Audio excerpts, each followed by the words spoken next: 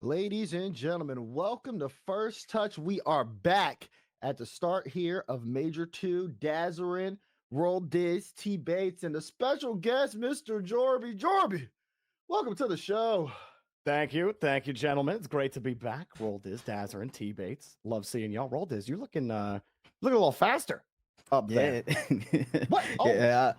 look Had at that. to, had to blend in. I got a matching forehead with T-Bates. Not quite as large, No, but I don't think your forehead matches me at all. Actually, I like that lineup. See, you actually got blessed with a good line. Unlike me, I just see I'm clearly receding right here. Right here, clearly everybody, I'm clearly receding. That's just like the life I chose, and there's nothing I could do about that. But you actually got a good line. See, that actually looks great. I think you look so much better now. You look clean. Really? I just believe. I just believe, man. The dudes, the fellas look good with the low cuts. I Low look cuts. professional. You look professional. You look like you go put a suit on. Go make a business deal happen. There's Make a definitely a business happen. 50% chance I take you seriously if I see you on the, I see you on the way to somewhere. Be like, I would listen to what you say. 50%. 50% I chance. can't get 75. Depends how I'm feeling, you know. I like that though. You need to get the beard back though. You need to get the beard back low cut. Yeah, I need Your a little bit thicker. your beard also a little grows bit thicker. grows better than mine too. Yeah, I don't know. You got the better hair genes than me. I think I think you look good. I've been trying to get Demar back on the low cut too, but he just refuses to do it. He refuses to do it for I'm some not reason. gonna lie, bro. I don't know who told him that He he's not just- that he don't look good in it or something. But I've been trying to get it because him in this little like mid phase, he's not getting the locks. He's not gonna get the locks. He's not gonna do proper curls. But he's It's not gonna like- go do the low tape. He's not gonna try to get waves. Like I I'm just feel like, like- so where are we in right now, Demar? We're at this crossroads here where I need to make a decision because I think Raul, was I talking to you? the Yeah, day you when I were was- talking to me. when we were talking about box braids. I was talking about because I don't know if I want to grow my hair out or if I want to cut it short like y'all's. I've been really struggling wanna with do this that. for a while. What, grow it out? I Yeah, don't you want don't to want grow to it do out. that. It's crazy. We about to If- switch spaces. If you want, I feel like I nah. should try it. Nah, if you want to do it, you would have done it by now. So the fact that you haven't done it means that you don't want to do it. So what you need I to will do say- is you need to just cut it low. different situations, but I did try to grow my hair out once, Daz, and I was like, I just really wanted to try it. Yeah. I wish I never did it, you know. Oh, Dang. It messed up my hairline, dude. Like my part on the one side, dude. It's like I got my hair's going back in weird ways, you know. It's Is it? slowly getting back to where it Hell, was. I'm like, Because but- fine. you to grew me. it out? Yeah, because I grew it out and the part changed when like it got really, really long, like to my shoulders. But yeah, That might have just did it right there. that's what I'm saying. That's Someone what I'm in saying. chat said that's called getting older. Well, that too, but we don't talk about that. Let's be honest. Oh Listen. man. Well, that's what's up, though. That's what's up, though, man. But hey, I believe this is the first stream back on the Rocket League channel in about 3 weeks or so. First time we been back, or is it 2 weeks? It's been 2 weeks. We had 2 weeks off. Wow, that was amazing. Oh, 2 weeks off, but then it's been 3 weeks since our last show. So yeah, that's what the math is. That's how that works. And that was good, man. It's had a lot of things that happened, a lot of off-season moves, or in between Major 1 and Major 2 moves. By the way, we're calling them majors. By the way, Demar, educate the people. Yeah, exactly. So we're in Major 2 right now, but of course, if you guys have not been paying attention, or if you just need a little bit of a refresher, let's go over it, right? Let's take a look at things that happened during Major 1. Because Major 1, first major of this season, Copenhagen Major was pretty wild, I would say. Even in the Swiss stage, I could guarantee no one had Furia and Gentlemates moving through in those qualifier stages, at least in the Swiss stage 3-0 as they Jorby did. Jorby, you That's had right. that? Oh yeah, I had Fury 3-0 out of Swiss. No, I had Fury in 5 out of Swiss in my predictions. Okay. see? Even I wasn't bold enough to have them win 3 in a row. I thought that was quite the crazy run from them. That's what I'm But saying. didn't you So- have them all the way in the grand final? Oh yeah, of course. I had Hmm. them losing to Carmine Corp in the grand finals. Let's I bring wasn't up the willing to bracket pick here. against Vatira. Yeah, I mean, well, they did really good in Swiss, but then when they got to the bracket play, it just wasn't as good there for Furia. Only team on Saturday to end up losing in 5 or playing 5 games there against Vitality. But either way, Gentlemates just made such an impressive run. 7 games with Gen G, 7 games with Carmine Corp, and then 6 games with G2 in the grand finals. You got to give credits to G2 as well, running that European gauntlet, taking down BES in 6, taking down Vitality in 7, and then all the way to playing against Gentlemates where they were trying to reverse sweep, but they ended up losing out in game 6. You know, that run was starting to look like how Vitality in season 7 ran through the top 3 teams in North America to get to the grand finals and win the event. It really felt like it was starting to build that way. But I know we were all surprised, and I was saying I was surprised about Gentlemates. But when I was thinking about it more and more, it's like, why was I so shocked that a team with Itachi on it did as well as they did at LAN? Itachi's been so quietly consistent and been slowly getting more praise over time, but the dude is absolutely disgustingly consistent. And I know Juicy was like the big talk because he had his real like next level step up at the major. But to me, when you have someone so consistent like Itachi on your team, it makes it easier for a player like Juicy to have that, to take it to that next level, to build that comfort. I was very impressed with Gentlemates in their entire run. Yeah, I mean the run was really good, and they just played really good ball Rocket League all the way through. Let's take a look at KC Gentleman's highlights here, just to again get to that talk of the town. Karmine Corp going into this series was the team that everyone thought was going to win the major, but you cannot count Gentleman's out just yet. And I mean, again, just kind of showing it that level of consistency. Players like Juicy able to step up big time role over the course of even the entire event. But he wasn't the only one. Everybody was playing really good. Yeah, I think all 3 players from Gentlemates are. I do agree. Itachi's probably the player that he's kind of a little bit slept on. He's one of their, if not their, he's their most consistent player in my opinion. He's been their most consistent player, and I've said that he was the MVP of the tournament. A lot of people said Juicy did step up in high pressure situations, scoring goals when they really needed goals to be scored. And I do agree with that. So I'm not mad that Juicy got it. All 3 of them played exceptionally well. We're not even forgetting about, or we're forgetting about Seiko, who is a world champ and tends to show up in these high pressure situations every single tournament that he's in. So it is kind of surprising that we all really had this team as a dark horse, but against Karmine Corp, I've really got to see more out of this man right here. Vatira, he had a couple highlights, but more often than not, he was just not what Karmine Corp needed in order to surpass this Gentleman squad. Yeah, he really did have a weak major, especially near the end. Not what you really expected from him. I thought you got exactly what you were asking for out of Rise. I thought he still played really well, but there were definitely times where you're kind of scratching your head with, Vatira, what happened on that play? Like, you're usually really clean on those plays. Otto hit one of the craziest clips I've ever seen with his ground pinch double. Or not ground pinch double, it was just a ground pinch, which was, it had that pop that skipped to the right side of the net. One of the most ridiculous plays in a clutch moment.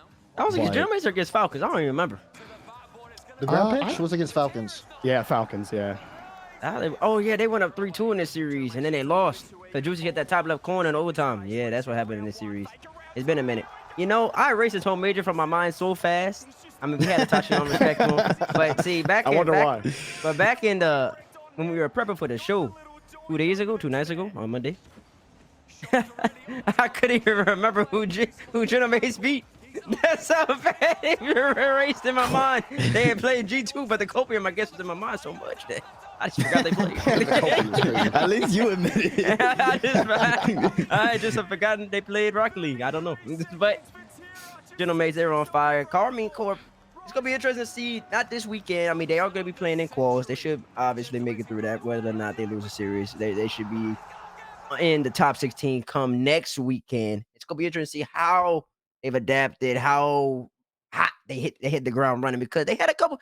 They were a little wishy-washy, Jorby. I'm interested to hear what you got to say about that, because they just seemed like they weren't playing great Rocket League that whole entire series. They have spurts. Spurts are just excellent Rocket League within games or within a series where they just had 35 seconds.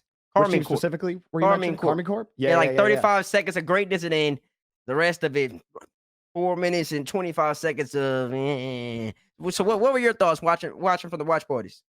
I do think that it was Vatira struggling in situations where not only his team, but we're all expecting him to, do the Vatira thing, whether it be to control the ball, get a pass out, and make the correct touch. Like you saw a mistouch here, you saw inconsistency there, and his team in those specific moments weren't expecting that. When you see Vatira on the ball, and you got to play with a lot of not a lot of optimism, just with a lot of anticipation.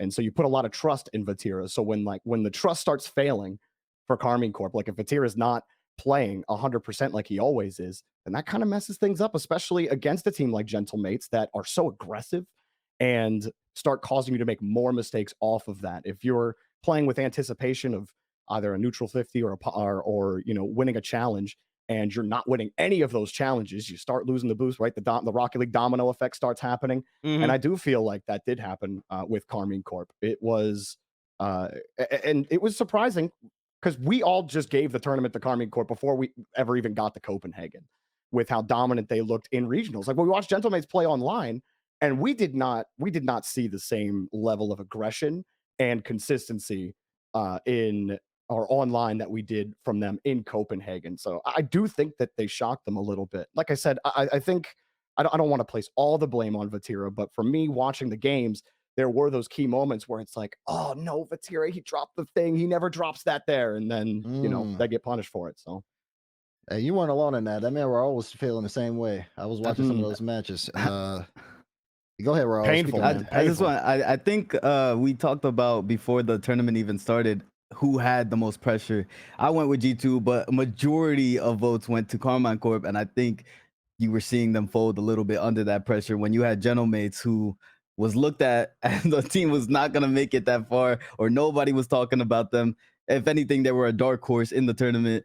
And then you have Karmine Corp, who is the favorites and have this so much pressure with Rise, maybe or his most anticipated win of a tournament, going in as favorites. And then you have Vatira, who's trying to repeat what Zen just did, and that rivalry between him and Zen, he's trying to take that back. I think it was just a lot of pressure for that roster, and that's really why they looked the way that they did.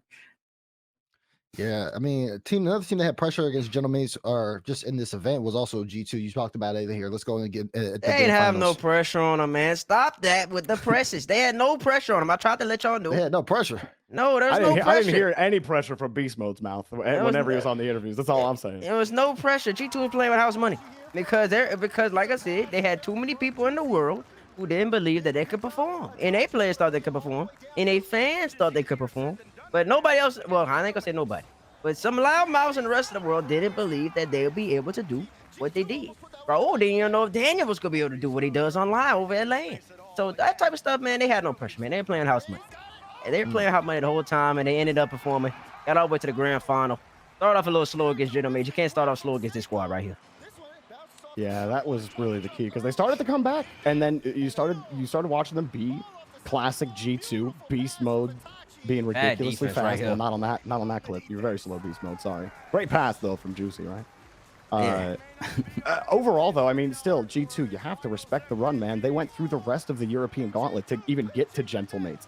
They beat the teams that everyone else was saying were better than Gentlemates. And Gentlemates, they rose to the occasion. They beat everybody else. So, like, literally nobody really expected the final that we got. Maybe expected G2 to get there. Nobody picked Gentlemates to get there, except for maybe Eversax himself. So, it's, you know, G2, I still think you really have to respect their run. It was an impressive run. Yeah, man, I don't remember this series no more, man. I know. I know you don't. I imagine you started sleeping right after game 3 ended. I remember going up 3-0. They went up 3-0. He's gone. Yeah. It was crazy. Like I could collectively feel as I was sitting there, like, and they went up 3-0, the entire world just going, oh no, not again. I know. But then they came out game 4 and they did really good. But this is Daniel shot in game 5, huh? Yeah, the Daniel shot was great. I was just a little concerned after the game 5 here from G2 that they just let it. They had this great start, so explosive. But I looked at the time on the clock and I was like, that's a lot of time for Gentlemates. And then I could tell too when they scored late and they didn't call a timeout, they had figured it out. They had figured it out. Then they won the last game in overtime, or did they not? Actually, don't quote me. I don't even know. Remember? I can't remember the series. I can't remember it either, to be honest. But they did win a lot of overtime games. What really stood out to me off the field with G2 was Beast Mode, though. On like the interviews, listening to Beast Mode just kind of grow, not just as a player, but as a personality doing these interviews, because he didn't do very many in the past. But I love listening to him talk about how, you know, nothing really seems to rattle Beast Mode. You know, he just seems to be able to ride no matter how hard the wind is blowing for his team. And You know, I like how cheeky he that's gets Seiko sometimes. Takuma. Beastbo's developing into one of my favorite personalities, aside from being a great player. Oh, yeah, I remember the end of this game. They had a lot of pressure. They couldn't score on them. They had that lock-up defense, that Gentleman's Alpine defense, man. They went up 2-0. And yeah, I remember it was over at that point. Look how happy Itachi was, man. Look at him. Dude was going to space on that jump. Why Seiko acting like you're not happy? All the photos afterwards, Seiko. You can act like you ain't smiling right now, but I saw you in the photos. You were smiling all right. Don't show me in the background. I was clapping. He's a world champ. This ain't nothing to him. Look at him. It's just neutral. Look at them. It's so big for them, man. We had Itachi on. Big land for them. Once again, too, this is the second time, I believe, that we've had a new organization come into Rocket League. Moist did it all the way back in 21-22 for spring. They won that land. Gentlemates came in. This split, or this major won. And then they ended up getting this W too. So it'll be interesting to see. Maybe that's the buff. A new organization with a big content creator streaming them. They end up winning the land. They end up winning a lot of them. Carmen didn't pull it off the first time, but Gentlemates and Moist both did. So big ups to them. And that's how Major 1 went. That's the recap. Great recap there. Great recap. Of course, that doesn't mean the season's over. It just means things are really starting to ramp up now. Let's take a look at the major points here, because at this point, the table is set for the rest of the season. Seeing where teams land gets you an idea of what teams have to do for the World Championship conversation. Oh, excuse me. As you can see, Gentlemates with that 32 points there for the win. G2 in second with the 24. I believe G2 are sitting at 72 right now. Gentlemates are sitting at 56 total, 10 under Carmine Corp, who got 18 from this event. Vitality's at 45 total. Genji's at 53. So these guys, just such a large gap here. Everybody at the major here. What's going on? Who gets the number 1 seed at Worlds? Like what between, I don't know. So basically what you just said, G2 has the most amount of points, huh? Yes. So does G2 get the number 1 seed? Is that how that works? That makes sense to me. That would make absolutely zero sense, Paige. How? Explain. Talk to me. They just lost the Gentlemates. What do you mean, how? They got more points than them. I mean, if you're comparing internationally, no. Is it more major points? Yeah, so is it more major points? Major points. I thought or it was if it's total points. If it's total, I don't know how it's decided. Is it the team that is it the region that won the most recent land? Is that the team that's number 1 seed? I don't know, man. I just think it should be clean and simple. Clean and simple. No questions. So EU most won. amount of points. No, I said it might be that. I'm saying that I think it's better. It's whoever has the most amount of points. Reward consistency. John said there's a region ranking like last season. I don't know what that means. So last season, based on how teams did at majors, it's in the rules. So what's that got to do with anything? Why can't it just be really simple? Whoever has the most amount of points. Look, the online gives you the seeding for the major. Online points give you seeding for the major. Major points give you seeding for the world championship. Oh, okay. So it's the major points. It's a nice little staircase. Okay, so it's the major points. Okay. If it's major points, I understand. Okay. I didn't know if they're taking the online. I didn't know if they're taking the online points. Because it's online plus major, then you might as well just do it in totality. Whoever has the most points. Even then, man, you still have to worry about your G2 squad because Gen G is beating them consistently now. So I wasn't too confident over there. Once again, it's just unfortunate because G2 had the most amount of points. Bobby's saying the same thing. And Carmine had the most amount of points too. I just think that makes sense. But if it's major points, I understand. Major points determines number 1 seed. That's fine with me. Can I search this? I can. Looking at it while Damar's searching, I don't think any of those top 8 teams made a roster change. I don't think did any of the teams at the major make a roster change. Top 8, no. Illuminati didn't. OG didn't. You got complexity. Complexity made a change. Mm-hmm. Complexity made a change. Okay, and then I'm not really good at all these roster moves, but I think maybe Elevate, but I don't remember necessarily. Come on, we'll get into that. We got a graphic for that later on anyways. Damar, what you looking at?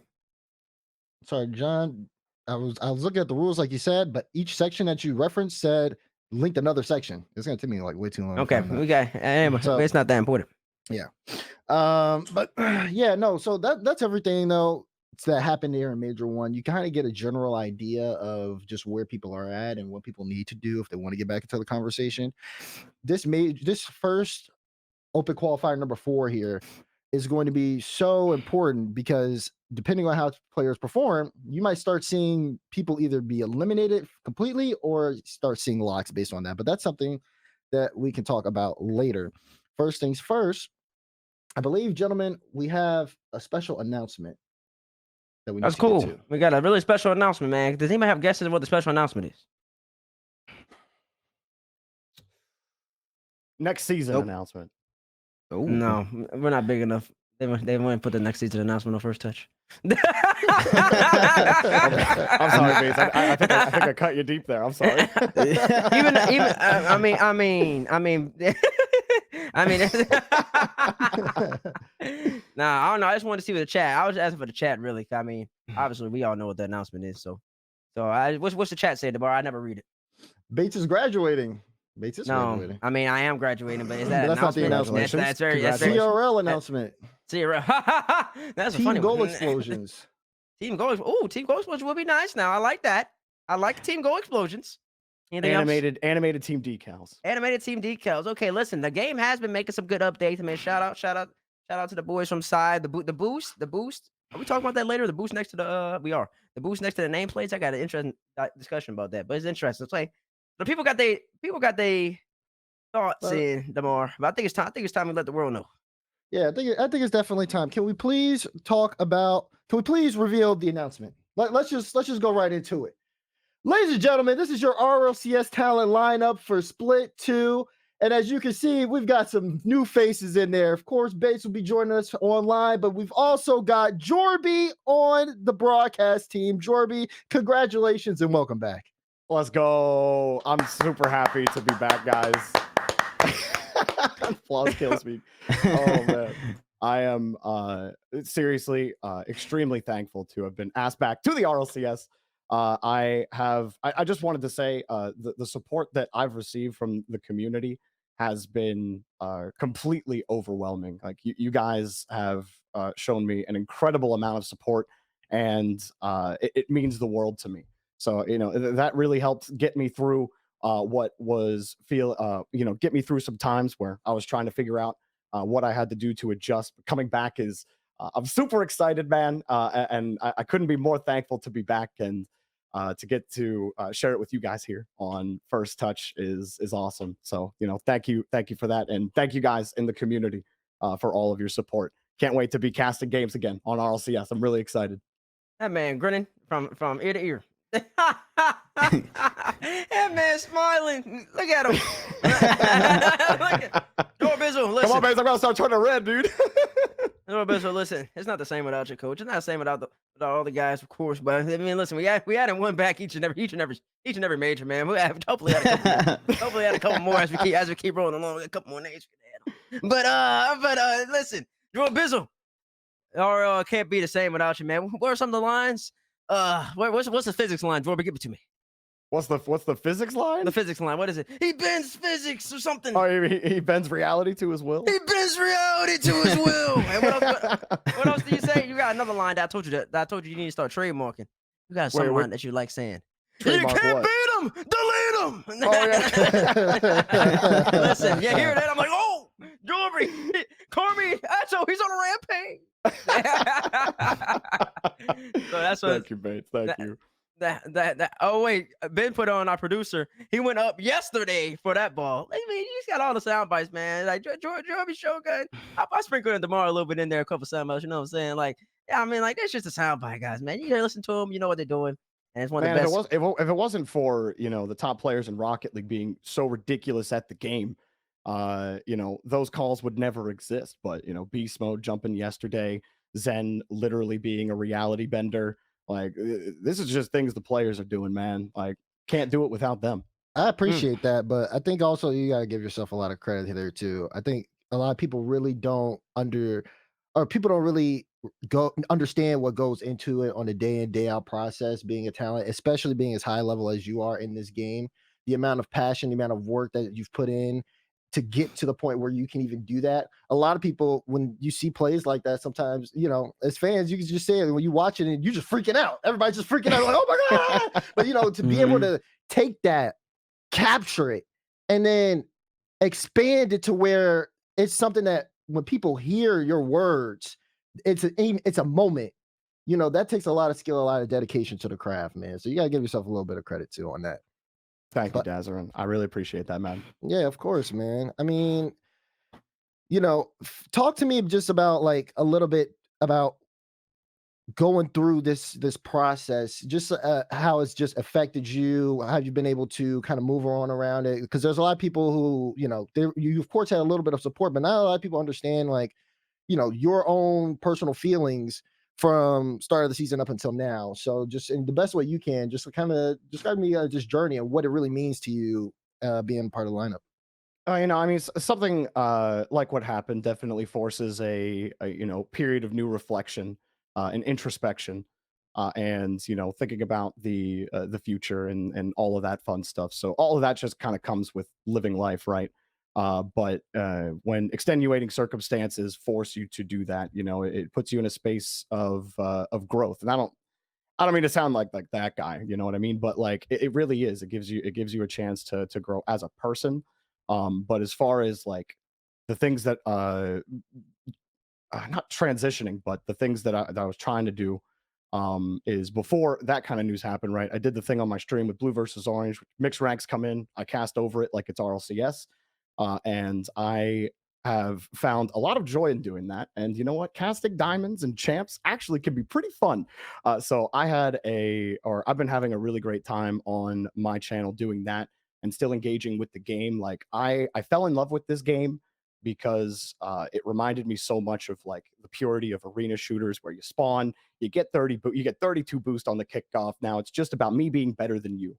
I loved this game before I ever got a chance to be a part of it, and that love never goes away. So I'm was still locked in to RLCS, still wanted to stream, still wanted to cast, so I still wanted to do those things because I just love the game. And the community, like I said, the support was a big it was big for me, and it really helped. And I think that without that, I don't know how difficult it would have been for me, but I do know that with it was very helpful. So it's just a lot of things that you have to think about with what you're trying to do and the things that you really want to prioritize, and the things you're passionate about in your life. It helps you kind of reflect and come closer to those things.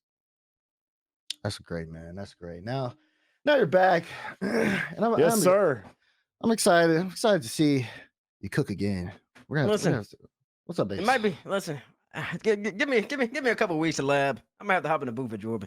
Oh gosh, here we go. Oh, dude, no. Bates He's always trying to hop in the booth. Yo, y'all have never heard Bates's play-by-play? Well, maybe you have. Bates. Dude, Bates's play-by-play cracks me up. Dude is the most hilarious, like on the desk play-by-play commentator. With the stuff that he says, I think that would be a fun cast base. We gotta make that happen. Listen, Jorby, we might have to make some things shake. Listen, I'm not as polished as all y'all, of course, but I got a couple lines, and listen, everybody knows I can talk. Bates can talk about anything, and I know the game. I got an exquisite understanding of Rocket League gameplay. That's that exquisite. Exquisite understanding of Rocket League gameplay. And listen, that's right. You put the words together, and it just all falls in that line. Demar, come on now, you know how it is. I don't think, I just do. And that's exactly what I mean. Jorby provide the hype, I provide the talk. That's right. That's right. New GOAT duo developed right here. Here we go. Listen, let me know when that happens. I want front row seats. Thank you very much. I'm watching every stream. Right, That'd be the most mobile cast you've ever seen, dude. It's gonna be. You ever watch Base pays around when he's going off, man? No, yeah. He's gonna be like, this cable's too short.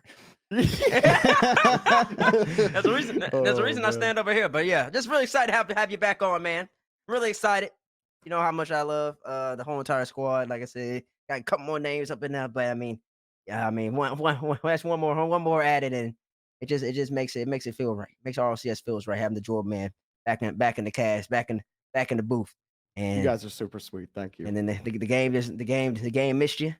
But listen, all good things that come back around. It was only a matter of time. So just have that faith there. It was inevitable in my eyes. That's all I know. That's all I know. I don't know if the chat put in the hearts, but chat, you didn't put the hearts in the chat. There's been a lot of love in the chat. You better throw that love in there. Cause listen, the man's back and he's got a plan. He's got a plan. He's got to hype up Furia in London. I don't know what they're gonna do, but when Furia goes up against G2, Well, yeah, dude, don't talk to me about Furia right now. I swear I'm gonna go to London, and then they're gonna 0-3 in Swiss, and it's gonna be all my fault. Oh no. All right, Oh, that's all right. I'll leave it at that. I love the Furia boys though, and it was fun watching them in Copenhagen. But anyways, moving on. True. That's true. Let's move on. It's time to get to the yappening. Roster mania. Who made the best roster move? There are a couple moves that happened in trade windows. Actually, a move that was announced today with Cash and Ivan going to Grid Serve Resolve for Europe. So that's a little bit of a change there. We didn't catch that one because it literally happened as the show was going live. So I will mention that one. But Diaz to Complexity, Joyo to Oxygen, Stizzy to Dignitas. There are teams that are making a couple of changes here to see if they can level up. Which one was the best though? Jorby, I want to start with you. I'm fighting. I've been thinking about this ever since I saw the doc with the topics on it. I'm fighting between Complexity and Oxygen. I think the Joyo move on Oxygen is a huge one. Been wanting to see Oski and Joyo on the same team for a while. And I feel like this could be a team that Archie can finally find some high-level consistency on. I really like Archie as a player. I want to see him consistently perform and get that success. He's a fun player to watch when he's playing well. But Diaz on Complexity. And Diaz has been running in the 1v1 scene in South America. And I made a comparison, and I admit it's a loose comparison to when Furia picked up Yan. And it's not the exact same story, okay? I understand, as all of South America told me when I tweeted that. But I just love how Diaz looks. I think that you put him with the perfect duo in CRR and Razebull. CRR is able to control the ball almost unlike any other player outside of a few. He's got excellent ball control. That brings you stability. Razebull brings you explosiveness. And Diaz brings you that flexibility. I really think, like, watching him play in South America, just had a tournament with an Epic-sponsored prize pool that had the top 8 teams in South America. And there was a series where Complexity and Furia played each other. They went 7, and Diaz looked pretty good in that. You saw most of it on defense where he was really shining, and he's still figuring it out on offense. But because of CRR in that series specifically, he was able to stay in the rotation. And even though he wasn't able to be as productive on offense, this guy is going to be really good for Complexity. And I think it could take them the next step at the major. I think it's a huge pickup for them. And while it might take a little time in the lab, I think it's something that's going to pay big dividends for Complexity. That's a huge team. CRR, Razebull, and Diaz. That's a nasty roster. Jorby, listen, I respect all your opinions. And listen, you gave some good facts. You broke it down, but you're wrong. And here's why. Listen, that was a little Stephen A impression. And I'll tell you, you got evil there. I don't know. I just felt like saying that because he always says that, but I don't like saying that. It kind of makes it cliche. Anyway, you should come up with your own Batesism.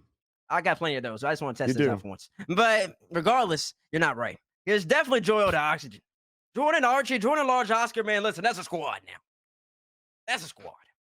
No argument. No argument. That honestly, if you did a top 10 right now, it's hard not to put them in there. It's hard not to put them in there. Where do you power rank them in EU? Are they a top 5? Are they a top 4 team in EU? Do they crack the French top 4? I think they get number 5. You think they get number 5 in the pre-EU rankings? Yeah, I don't know about 4. Okay, I'm talking about just skill. Looking at the roster. Skill. Looking at the roster. You got him at 5? Yeah, I have him at 5. Ooh. I mean, if you think about it, like before Moist left, like that team was kind of the top of the outside of the top 4, in that 5, 6, 7 range, even though they kind of petered out at the end. But Magnifico, I think, probably took the leap over them there. But I do think their firepower, and after Stizzy's no longer on Magnifico, I do think that leapfrogs them into that 5th spot, at least in on paper. This is now the point of no return for Joyo. There's no excuse anymore for Joyo. You were on the team with Rise and Vatira, and then slowly you picked up players that weren't as productive. And so there are some excuses there, right? All the Joyo fans were making them. I was making them.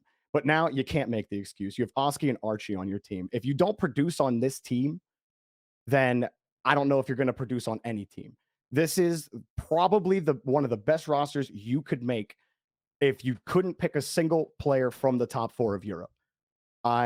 if Oxygen can't do it, I don't have any hope for the rest of Europe. Whew. I agree with that statement. I want to say this is really, it's going to be really telling for not only Joyo but Archie as well. We had questions about Archie last split. I've had questions about Archie moving since it's been forever now, actually. Like, he hasn't been the same player that I think I expected Archie to be when he first joined the scene and started popping off. I expected him to be a namestay, a person, a player who was always performing in these tournaments. But we've kind of seen a dip, and you pick up Oski, who someone as as talented and decorated as Rise comes on the show and says that Oski is a top 5 player in the EU, and you have these performances that are still not like you're right there. What are you saying? Rise said that Oski was a top 5. No, I'm listening to thesis. I locked in. Oh, okay. And then Rise saying that Oski's a top 5 player in EU. You're still not having these performances that I would expect you to have, breaching into that top 4 conversation. They were right there on the cusp, but you're still getting beat out by teams like Magnifico in that 5th place seed. I need to see this roster, especially including with Joyo in place of Ixo, have the consistency to break into that top 4 in order for me to be like, all right, Archie's back, Joyo's back, Oski is who Rise says Archie or Oski is.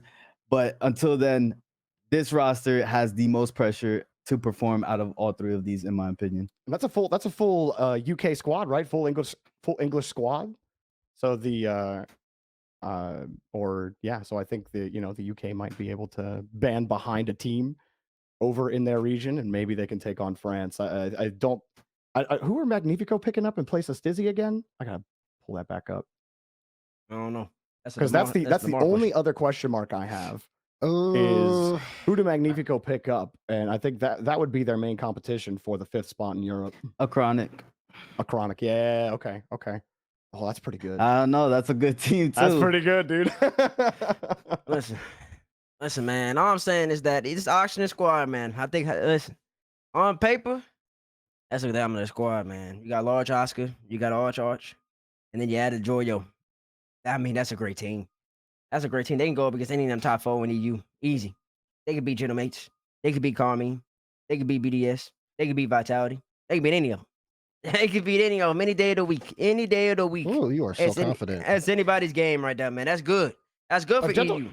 If Gentlemates look like they did online last time, then I definitely don't think they're invincible, I mean, Genomates look like they do on the land. Nobody's invincible. Genomates won like 98% of the games by 1 goal. Nobody's invincible. Yeah, 100%. 100%. I'm with you, Bates. Exactly. That's what I'm saying. And listen, you got people go see, man. That man Oski's really good at this game, man. man Oski's really good at this game. The young man. I say man like he's 26 or something. That's a young man right there. That's a young bull. I swear to God, if I see all of them just solo hero ball the entire split, I'm gonna be so upset. That's the concern. And they might do it, and they might still win. They might still win even when they're doing that. Not against the top 4. That. Not gonna win. Against the top 4. What? No. How can they win doing that? G2. What? G2 plays a little bit. G2? G2 lost. G2 made it all the way to the grand finals. Okay, but they lost. At a land when you know people aren't as comfortable. We're not saying quarterfinals and semis G2 were man. just solo air dribbling their way to the grand finals. I think that would be stretching it a little bit. I mean, yeah, because G2 wasn't as comfortable like they are online. But online's a different beast too. You got to factor that in. Factor that in when people are comfortable on the setups. What they're accustomed to. Sitting in their same seat, looking at the same monitor. Already got the specs lined up, got the proper distances measured out in between their face and the monitor. When you're in your comfortable zone, everybody's gameplay elevates. And listen, a squad like Oxygen on online gameplay, that's a really good team, man. You got 2 mechanical wizards and Oski and Joyo, 2 of the best in the game up in the sky. Archie's not no slouch either. And then they all should be good team-wise as well. So it's going to be tough, man. I think EU's going to be interesting now. It was getting a little boring, per usual. That's why I say EU's got some great teams at the top and everybody else, and that's like I'm falling asleep. But now, you got added Oxygen. It's going to spice things up. Magnifico with the Chronic, that's going to spice things up too. It's going to be interesting to see, man. I think you got a legit top 5. And I'm going to want to see what Magnifico does. Magnifico might...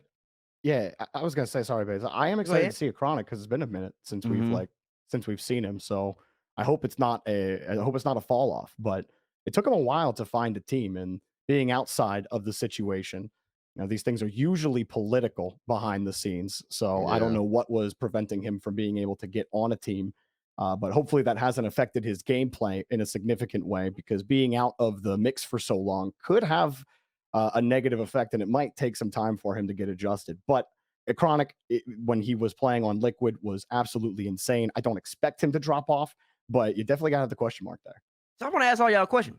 So we said, well, Joy or the Austin shake up yours top 4. So you had to pick the top 4 teams going into London from Europe. Or the same 4 teams? Yes. Yes. Yeah. Got to see something different before I'm like, yep. At Oxygen will definitely make at it. least one of them may make it. I don't know which one's gonna be. The at least Gentlemen didn't do what they Oh, did. you don't know at which the one's gonna major, be? would I say don't. it I have was no clue. I have no clue. Oh, that's It could be really any of 'em. interesting. It It could be any of them. It could be any of them. It could be any of them. It could be any. It could be any of them. One of them 4 teams ain't gonna be there. That's I'm all sure I some gotta random say. French player will come up and surprise everybody again, and then it won't be Magnifico or Oxygen we're talking about. Auction, I got auction at the land. I got auction at the land after that move, man. One of them 4 place teams of ain't who? gonna be there. I In don't know. place of who? You don't I don't know. know. He just said it. That's Oh, why I I asked. ain't gonna be He's there. like- I don't know I'll He why. try- said, he said it could be any one of those teams. I said, But you know how Bates is. If you ask him gotta- twice, he might give you make- an answer the second time. Yeah, make a bold prediction right now, Baze. Yeah, who I is it? can't- Which Bates? team is it? Come on. I can't do that. Oh my goodness. No bold predictions. Oh no. I think I feel like it's pretty bold already. We got 4 people. 75% of the panel says nobody that it's just gonna be the same 4 teams. I'm Okay, already you in a got the major ball. minority. Make it italics as well and pick a team. No, could- then you try. No. I don't need to do that. I don't need to do Listen, that. we can save that for next week too, as Yeah, well. I Fair don't know. enough. I might bring it up next week, but I probably won't bring it up at all. I just had a feeling. I got an inkling that one of them 4 teams ain't gonna be there. Now, listen, I'm going with the safe bet. The safe bet is the 4 going to make it, but I do think you got something there. I do think that is the case. Oxygen. Yeah, who do you think's looked the weak good. link, Daz? Me? Oh, it's hard. It's hard to tell. I didn't like how Vitality performed, but also even like for BDS, Monkey Moon's got a cast on his arm. And no disrespect to Monkey Moon, amazing player, super great, but that could affect his performance. And that's just the reality of the situation. So there's a couple of things here. Gentlemen, yeah, they may have changed up the play style at events, but they didn't look good online. So what are we going to see out of them come online time? And then I assume K Corp. K Corp's the only one I just for a fact have there at the LAN. I even though they didn't do well, or even though they didn't win the event, they still played 7 games against mates. I think they're still probably going to even come out and win that the first. Oh my god, the margins are so thin for K. Exactly. The margins are so thin. Yep. It's one. You're talking about one boost grab goes wrong. You're talking about one slight miscalculation. You're talking about one more floater from heaven, and all of a sudden you got a different top 4. And I'm just saying You're not wrong about that, Bates. that it's very close. It's very close with all them teams. I just got a feeling. I got an itch. Really like. It's so true, dude. So many of these games come down to, like you said, either a boost steal or like boost steal. even attempting to go for a demo. If you can force a player off of his path just by a couple of centimeters, that's enough for him to not go for a ball he would have gone for a second ago. Facts. And like so much of it is our teams outplaying each other now internationally rather than a team just straight up like failing and giving up free touches. Like Rocket League gameplay wise is in such an incredible close, state, man. even regionally. So Yeah. It's close. I got one we're missing. I don't know which one it is. Yeah. Okay. Fair enough. More announcements and more things are going on around the world as even we're talking. I think literally at the start of the show, Mark Baade announced that him, Catalysm, and Noasaki are going to be a team. They're looking for org for next split. So roster announcement there. You guys can check that out on Twitter at Mark_by_8. But also, we also had a retirement. Senzo from Mina announced his retirement. Of course, Twisted Minds wished him farewell, but Senzo, legend in the game, was a part of that initial Sandrock Gaming lineup. I remember seeing him in Sweden 21-22 season. Just stellar player, and yeah, now he has officially announced his retirement, guys. This is huge. This is massive. Because we just started to see the rise of Mina in these international matchups. They're now bringing 2 competitive teams, and people want to see them bring even more than 2 competitive teams. As we know, it's getting a lot deeper as a region. And Senzo being one of the players that we thought would round out another super team, he's now deciding to step away from the esport. I wish him the best in whatever he does moving forward, of course. And it's kind of sad to see him go because we could have had three. I mean, we still will have 3 super teams in MENA, but I mean, just not having Senzo on one of those rosters really hurts. Man, that's one to go to the region. That Samurai Gaming Squad was special. That was that was a special team. They had Khaled, a whole Senzo. documentary made after them and their impact. You know, it's especially for MENA only having one spot at a major and to be able to do what they were able to do. Like Senzo's a big reason for that, and you know, there's probably a lot more that he's done for MENA that at least I personally am just not aware of. You know, no boots on the ground for me. That might be a Johnny question, the MENA knower, if you will. But Yep. like Senzo's impact on the field was definitely felt for the Middle East. So I mean, you can expand that. It was felt globally, internationally. Yeah. No, absolutely. absolutely. It's the way they played. Samrock played so free. They played so explosive. They played left to right all the time, passing high off the ceiling, high up top. The speed at which they're playing at. I know Johnny kind of took it, and others kind of took it, and they started using speed with the Unreal Units metric and said they're the fastest region and stuff like that, kind of memeing in a way. But they really were zooming. They're moving around, moving, going, making plays. And I think some of the world had to adjust to that. And even when Sandrock added TRK, but then Khaled couldn't make it all the way back in Stockholm, Senzo came off the bench. They finished top 8. Could it be the NRG squad? I believe they lost to, and that was a great series as well. Senzo was that good. Played the World Championship 21-22. One of the best midfielders of his era, of his time, of that 2020 to 2022 type of range, where he just knew how to get you the ball, knew how to set you up, knew how to let you make a play. One of my favorite players to watch. I just like watching players like that. I don't feel like they get as much attention as the people who are scoring. I like watching the people who make it easier for other people to score. I feel like those are the best players on the field most of the time, more times than not. And so he's just special, man. Special. And I wish him the best in the retirement. Sorry, I was just going to say the interesting thing to me is like the last result that he had internationally at the World Championship when he was on Twisted Minds. They ended up losing in 7 games to Rule 1, who are kind of the new faces of not the current Rule 1, but the players, Roas and Kalirs both beating Senzo is kind of almost feels like that match ended up being like a changing of the guard almost. Because after that, he was never able to, or they never played again. And we know where Ross and Kalirs are right now. Yeah, but I mean, still big ups to Senzo. Class act on the interviews, was always very well spoken. And you talk about like that impact, and I just first thing that comes to mind is before they were even in RLCS, where they were playing on Johnny's channel. You set up show matches between like him, them, and EU teams, and then they played in one of Johnny's tournaments, and they played against Vitality, and then they hit that crazy redirect shot just to replicate it at Sweden against, I think it was G2. It was like a 0-second goal that redirect, and the swipe Johnny screamed, "Oh my!"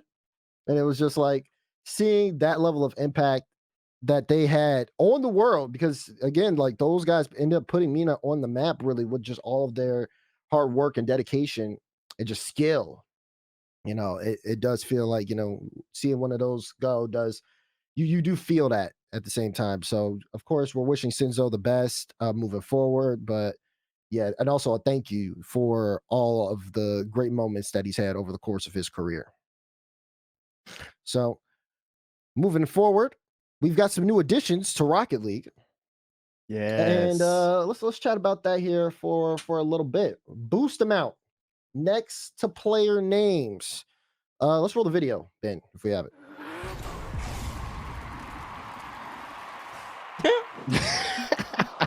It's a great clip. I like the video. But yeah, if you haven't loaded up Rocket League, give it a chance to load it up here. The update is already live. When you load into a ranked match, you'll see a circle, and the circle will be filled depending on how much boost your teammates have. Gentlemen, let's talk about it. How much will this factor into RLCS competition? It has been making impacts on ranked, I have noticed that. That's been, been able to see my teammates boost. Some of my teammates, even though they can still see I got 0, they still make bad challenges. That's They're okay. still making some interesting decisions. Yeah, but I don't think that would ever change. Some things just won't change. But when it comes to high level, I want to start with you, Roll this. What do you think this? How much will this factor into competition at high level? I think it will. I'll speak domestically, specifically for North America. I think it will impact it a decent amount because NA does not like to communicate all that effectively. But it really shouldn't impact high-level competitive matches because you should be talking how much boost amount you really have, and you shouldn't rely on your teammates to, with everything going on the field, to look at your boost amount right next to your name as well. So I really don't think it should have that big of an impact. North America, I think it will have a decent amount of impact, but yeah, that's my opinion on it. You said it's not gonna have much of an impact. I don't think it should. Delusional. Because you should be communicating your boost amounts regardless. That's what we've done since the beginning of the game. It shouldn't stop now, in my opinion. There's really not much communication outside of information that you should be giving your teammates, which consists of boost amounts, where the opponents are, how much time and space you have. You're really not saying too much. And even if you look at comms from some of these teams, they're not talking like some of the other esports. They're not communicating nearly as much as some of the other esports in the ecosystem. So we're not talking as much as is already. So why give us something else to not communicate as much now? I just don't think us having a boost meter next to our names should mean that we should talk less because you can see it. It's just an out. It's an excuse, I think. Why are you applying it as will people talk less? Because I think because why would you? Okay, my thing is like players will use the argument, why would I have to say my boost amount when you can see it now? So like if you make a mistake, you're gonna be like, you can see my boost amount. So why did I have to say that I was low on boost? I mean, there are significant portions of time where your car is off screen from your teammates, so it's still going to be valuable to call out what you have and where you're sitting, like position, intent, boost. That way, your teammate on ball can focus on what's in front of him and you give him the necessary information, right? I agree. Yeah. That's why I don't think it would have that much of an impact. It shouldn't have that much of an impact at high levels. Interesting. Very interesting. Yeah, when I saw the change, I didn't feel like I saw the initial tweet from AJ when he was talking about it potentially, lowering the ceiling.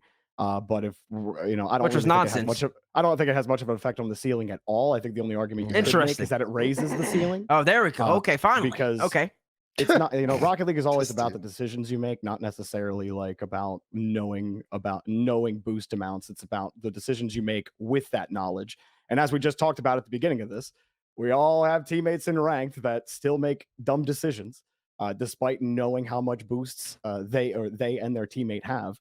But at a high level, those are things that, it was funny. I was rewatching an RLCS game yesterday, and it was pre-boost update, and it looked like this team did not communicate together at all. Like either their boost amounts or if they were going for a ball, like they were all over the place comms wise.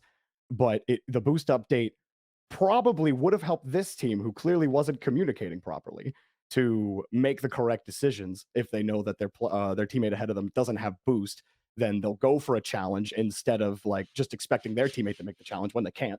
Anyways, rambling. Point being, I think it definitely raises the ceiling because it gives you information, but you still have to make the correct decisions with that information, and that allows for skill expression. I think it raises the floor, not the ceiling. It does raise. It can do both. I don't think just because it raises the floor means that it doesn't raise the ceiling. And I'm talking incremental at the ceiling. I agree with you that it should raise the floor. But again, decisions are the big thing. Knowing what decisions to make with the information that you have is the real skill of having the information. So while I don't know if it really increases the floor, it gives you the capacity to maybe make better decisions. But that doesn't mean that you will, because that's a you thing. Okay.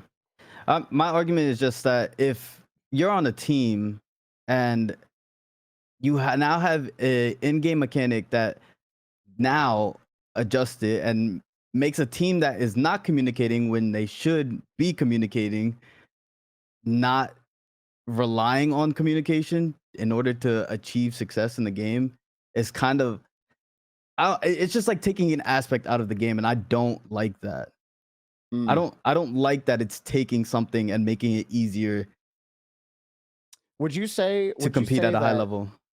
Interesting, I because don't I feel know. like this type of information is something that the only reason, and shout out Fear, this is not an original thought, but who tweeted this out as well, that if this was included when the game first came out, this wouldn't even this would never have a chance to be a conversation. It's a skill that had to be Yeah. developed in absence of information, but I don't think a lack of information is a high form of skill expression that is like important to like competition like Rocket League, where you're the importance should be communicating effectively with your team on your opposition and your position and intent. And because you still have to make the correct decisions, I just don't see where this like makes it easier. Like it makes Well, you get more information, but in ranked it makes it easier, I do think. But at a high level, I don't really think it gets any easier. well, it'd be like I would equate it to, say, for something like Call of Duty, I guess. You would see your teammates amount of ammunition that they have, and they wouldn't call that they're low on ammo or something like that. I don't like, it's just the way I see it is I would expect my teammate to, and I guess that's just because I played the game where I had to communicate my boost usage. So maybe, and I do agree that if we had this at the beginning of the game, then this wouldn't even be a conversation at all. But I do think that it's just like something that you should be communicating on a team, in my opinion, and that's I why. just don't think you have to. You shouldn't have to fight your teammates to play as a team. You know. Well, okay, so let me make sure I understand. You think people are not going to still communicate their boost because of this update? No, I think it gives an excuse not to. Yeah, for the people who want to lose. Why are you viewing it as a replacement rather than a supplement?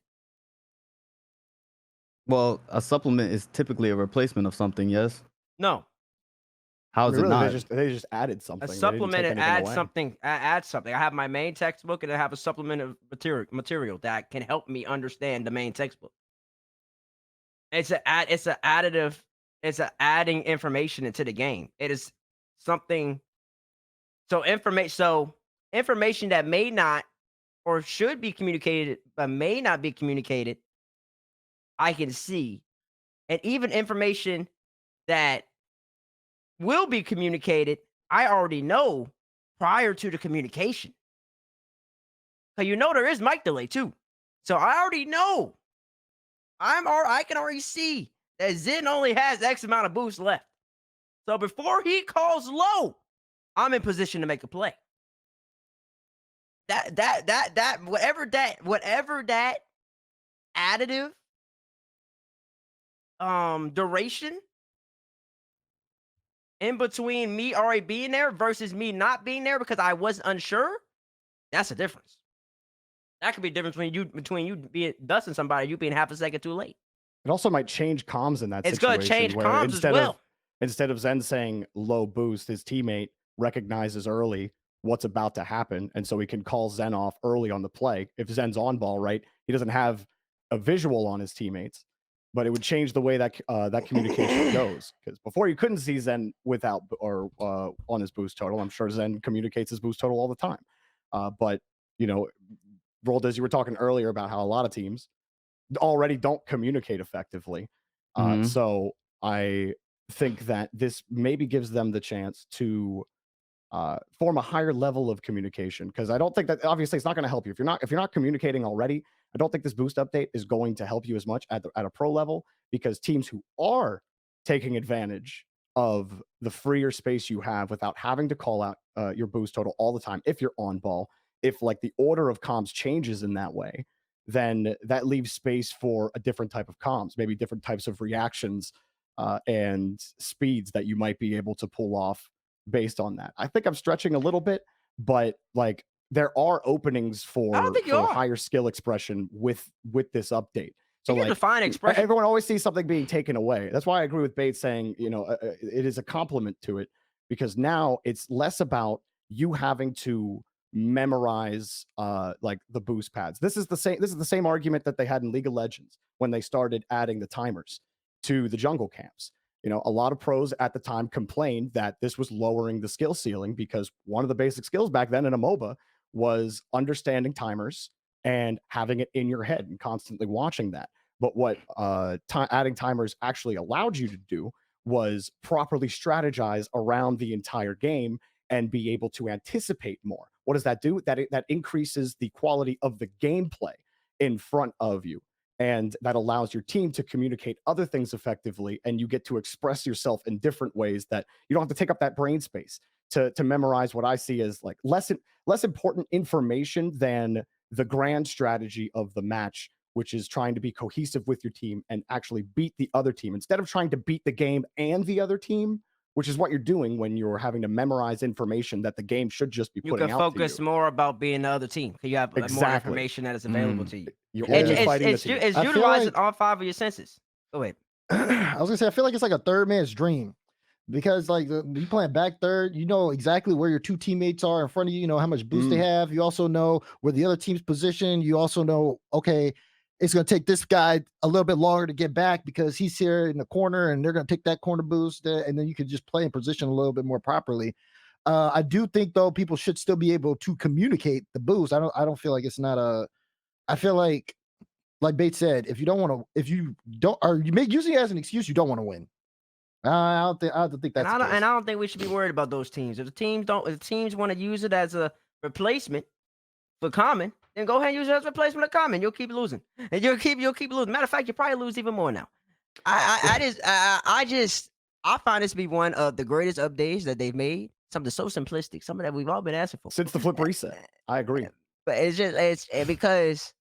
I mean, you can see it. You can see it in rank, bro. If you play rank, and I understand rank pro play different, but because you're not common with your rank teammates. Unless sometimes I know some people play common with their teammates. So, but in general, though, it just enhances the game when people go for the boost to get grab off the kickoff.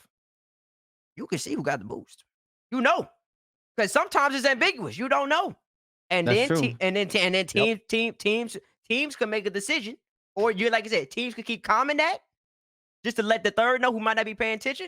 But also the dude who's right behind you, or he can see it from his side. He knows, oh, he got the boost. So like information that might not get calmed, I know I can see it as another sense that's being utilized. Says being another one of the 5 senses that's being utilized. And then you can kind of scheme around it too. Because once people get really good at telling about how much boost people have. Because like once they get really good at understanding like that line, because it's basically broken into thirds, you can really gauge it. 33, 66, 99. You can really gauge it based off of that. Then it's just more information available to the player. It puts less of a burden, kind of similar to what Jorby was saying, on the player, less responsibility on the player to process more information that is unknown to them. Because now they know what is going on. They can see what is going on. So somebody can comment too, but then they can see it as well. And then you can focus more so on processing, utilizing your neurons within your brain to then focus on making the next play. Making the next play. I also just believe as well that it's really going to enhance the people in the game who are really thinking throughout the competitions. That's what I'm saying. It's going to help. It's like the Itachi's got better. Mm-hmm. Like you talk about third man's dream from Daz. Like imagine the conducting you can do from Zen just got better. Zen just got better. Daniel got better. Just got better. Daniel just got better. Because they know how much they can hear. I can see Atomic going to make the play. He might not say how much boost he might say initially, he might say going, but he might not say how much boost. You know how many times people say going or I got it. They never say how much boost they have in that situation unless they call it their low. And now Dan in that situation just so be like, now leave, okay, leave. he's going, but he's got 50. I'm right behind you. Going, but you only got 10. I'm right behind you. Because people calm low boost, but they never calm. I got 100 unless they might calm. I got 100 a couple times. So let me not confuse people back home trying to learn Rocket League. People can do calm when they full and stuff like that. But a lot of people do not calm when they're in that middle area from about 40 to about 90. There's not much calming going on with boost. They only call low and when they get full.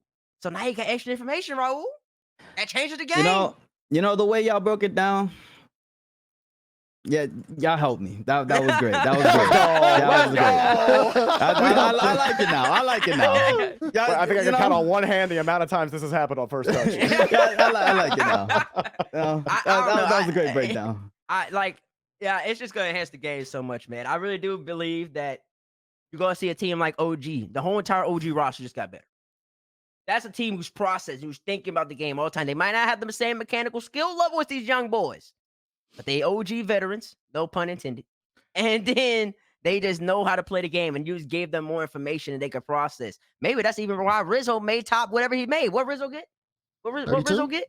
But we all know he ain't playing the game. He had top 32. And we all know he can't air you. But I'll tell you this, he can see though. He got them old He's eyes. got a nasty double tap, I'll tell you that. I don't care what he could do. I don't care what that man did, but I'll tell you this. Listen, help on them old men, man. So that's cool, man. I haven't played in a comp setting with it yet. I'm speculating based off of what I know about the game. But I do believe that it's one of the best updates you can have. Anything that it just enhances one of your senses, adds in, puts less of a burden on the players, makes it to where, like Jorby said, you could process more on what you're about to do rather than trying to speculate about what's going on. It only makes the game and the product better. And I think the ceiling in Rocket League is just got that much higher. All right, now I have a question, okay? Do you think that this can help America, NA, play so much closer together like EU does? What we need the whole time is NA to be following up like EU, because we've always said that we've had more mechanics than EU. Now that might not be true anymore, but do you think it could help North America compete with EU a lot better? I think it's going to help everybody play tighter. I think EU plays really close to each other already. So, but then they already know how to play tight. But then, so I think it does help like the NA demeanor to Sam. And all those teams, like the best in NA, like G2 moves around really fast. All the best in Sam move around fast. All the best in Media move fast. But then they all kind of play a little wide away. Because once again, you kind of have that unknown about how much moves my teammate really has. Everybody has like that sixth sense, that seventh sense that you develop by playing 9 million hours on the game. So I think it will benefit. I think it's gonna make it harder for EU naturally just to win off that. EU might have to adapt a little bit. Like I said, I think they will. I think like people they might play even closer now. EU might play even closer, and then as the rest of the world plays closer. It's gonna be interesting to see. And I was thinking about a team, like a specific team that it might help more than others. Because I don't think if you already communicate poorly as a team, I don't think this update's going to help you at all. Like get better internationally, get better regionally, but I do think it will help teams that are already communicating well and already have that more aggressive and close follow-up style, like you're talking Bates. I just rewatched M80 versus TSM in the third qualifier yesterday, and watching TSM, I think TSM will get slightly buffed by this personally. Oh, really? Because they play pretty tight. Really? Like, yeah, I do. Jorby, have you seen the M80 heat maps? The M80 heat maps. Oh. Don't get this. I shouldn't have said I just wanted to know. I just wanted to all edges. It's a yes or no. It's a yes or no. You know. I haven't seen the heat maps. Listen, I watched the game yesterday. We'll talk later. All right, sounds good. All right, but I got thoughts about M80, but yeah, but I think it does. I think there'll be some adjustments. I can't tell. It's an even playing field for everyone, so it's about how people take it and move it. I think Europe, in terms of the scoring department, is probably going to be a lot harder to score. So because those guys are already smart enough. Now they see where everybody's at, what everybody's doing. Those guys back, those Vatiras, those Itachis, they're cutting things off. They're cutting off the space. They're making it a lot harder to move up the field. So it'll be a little bit of battle. It'll be a big adjustment period based off of that. But I think, yeah, all in all, to help, like my short answer for helping North America, I don't think so. Because I think for them, it's a larger play style change more so than it is anything else. I think it enhances G2 incredibly. I think Daniel is playing further back than they need to be. Oh yeah, I'm not talking about like the G2 or Gen G. I'm talking about like the rest of it. It will them. definitely help G2. I think G2 just got really hard to beat. That's not. I think also before I think people call First me Killer biased, just became a new menace. That's what I think. before people say I'm biased, I just think G2 got really hard to beat.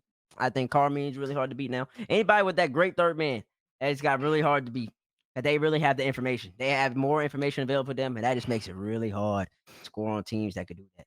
They You are know, play so close. You know what I would love to see? I would love to see us watch, or North American players watch now European players and see how much boost they have. Like an Itachi who's turning in the midfield, jumping for a ball with Facts. like 40 boost instead of going all the way back, rotating for 100 and adapting to it and using the information that they see from these European teams to improve their game. Because now we do have a lot more information to see how these European players are playing. Bro, I'm glad you came over to the bright side. You're on the dark side for a little Yeah, bit. you guys Welcome to the convinced greener me. grass. Yes. Don't worry. Listen, I like it over here. you like it over here? That's good, man. What you need to do is get a light. So then you can really show yourself you're on the bright side. Yeah, unlockable character right now. Help. Oh no. Unlockable character is crazy. He's wearing a white tee too. It's crazy. Crazy. Wait, how am I unlockable? Right. You just need a little bit more points. Don't worry, you're almost there. All right, look. Let's talk about a returning organization. Jorby, I need to hear your thoughts on this first. I know what these guys think. Cloud9 returns to Rocket League. C9 picks up Omelet. Jorby, give me your thoughts. They actually did it.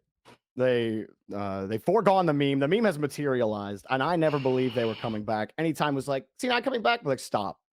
They're not coming back. All of this baiting for years on Twitter to finally sign a team, and it's Omelet. Now, I think the community reaction to this signing was interesting. A lot of people excited the Cloud9 are back. Also, a lot of people wondering why it wasn't a different roster. But I think people are forgetting Omelet's run last split. Do we not remember how fast Lion Blaze was looking? I'm just saying, man, this C9 team, this might be the org buff for this team. They were already kind of punching up a weight class than they normally do, getting into the top 8 in the final regional. I'm a little worried for teams playing against Cloud9.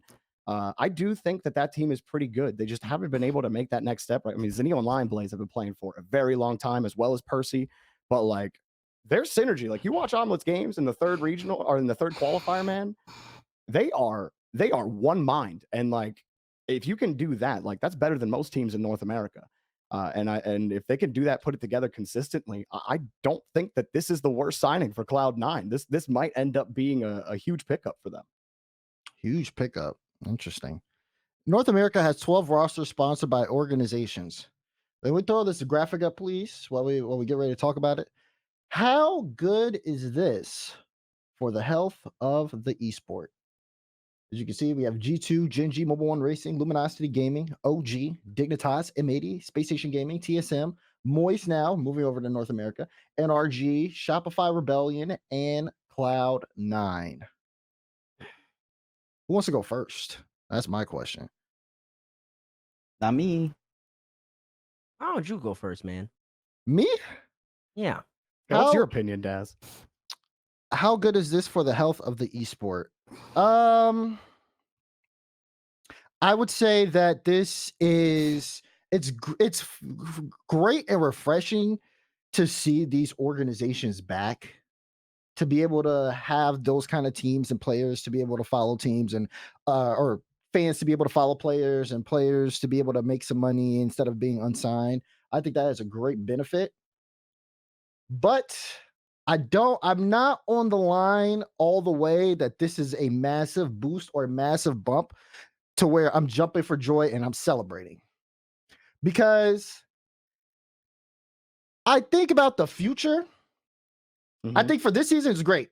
This season is great. But I think of after this season, I think after certain events happen, are these organizations still going to be around? Right. Are they actually here for Rocket League? Rocket League. Are they here for Rocket League? Are they here for RLCS? Do they believe in the teams that they're signing? Or is this just a means to an end? Especially because Cloud9 was quite vocal when they left Rocket League that unless something changed about, between, orgs and the league, that Cloud9 wasn't really interested in signing a team. So obviously things have been changing in Rocket League, feels like ever changing as esports do. But, Daz, I think that that's a good place to be, is, optimistic with a little bit of skepticism, because it is good that they're willing to field so many teams. But, with only 4 major spots right now and 12 orgs, that's a lot of pie left at home. I'm curious how orgs will respond to that, because orgs, they want to make those majors. They want that camera time, right? You're not getting that camera time and you're sinking money into a team. How long do you really want to stick by it? There are some orgs that love the game for the game and support the scene and support the community, and we love those organizations, but we don't know the we don't know the motivations of every org. And of course, orgs have to have those motivations. There's nothing wrong with that. But this is our game, so we want you to be here because you love the game as well, to also get your camera time, get your sponsorships, all that fun stuff. Listen, all I know is that I see that many organizations. You already know I'm advocating for league play. Eventually, somebody's gonna listen to me about this. Okay. I don't know who it is. I don't know who it is. I mean, I love the open. Open's cool. The league play is just a superior product. I'll listen to your beats. I agree. I know. I agree, man. I see that many organizations. That screams league play. That's how you that screams sustainability in my eyes. But I mean, it's cool. It's cool. I mean, it was nice. It's alright that Cloud9 came back. It's cool. How about it? I'm happy for Zenith. That's about it. I'm happy for everyone who was involved in the signing. Like, they get to play for Cloud9. A lot of these young players grew up watching Cloud9, one of the most historic organizations in Rocket League history. That's cool. I'm happy for them. I don't know what it means though. And to me, when I see that's why I asked about the salary transparency. That's why I asked about a lot of things. I'm just a little confuzzled about what's going on. Because I mean, I respect the Omelet roster. They got good players. I would never have them making a land. I win it. If I had to. Land would be tough. Yeah, it's impossible. It's not impossible. So I won't say never. Yeah, I won't say never, but it's now, difficult. It's difficult. I think you already got 2 spots locked in, G2, Gen G, every single time. Especially because I think Luminosity are going to get better this split. I think they're going to be better. I mean, TSM swept them in quals. I've been talking about TSM, man. TSM Shopify. I was screaming about Wavy for years, bro. You got NRG just added Aqua. You saw what they did. Hold on. I missed the news. Who's on Shopify? No one. Same team. I mean, well, they didn't make a roster change. My bad. They haven't seen no one. they haven't seen. I didn't mean it like that. Dang. You really came out swinging in the second guys. I was running too fast. My brain moved a little too fast there. I'm just saying, you got some good squads, man. You got really good teams, and I don't know. I don't know. It's kind of along the same vein what Demar and Jorby talked about, where it's just difficult. You ain't gonna see a lot of these teams at the lands. So it's good now to see them on there. It look cool. It look pretty.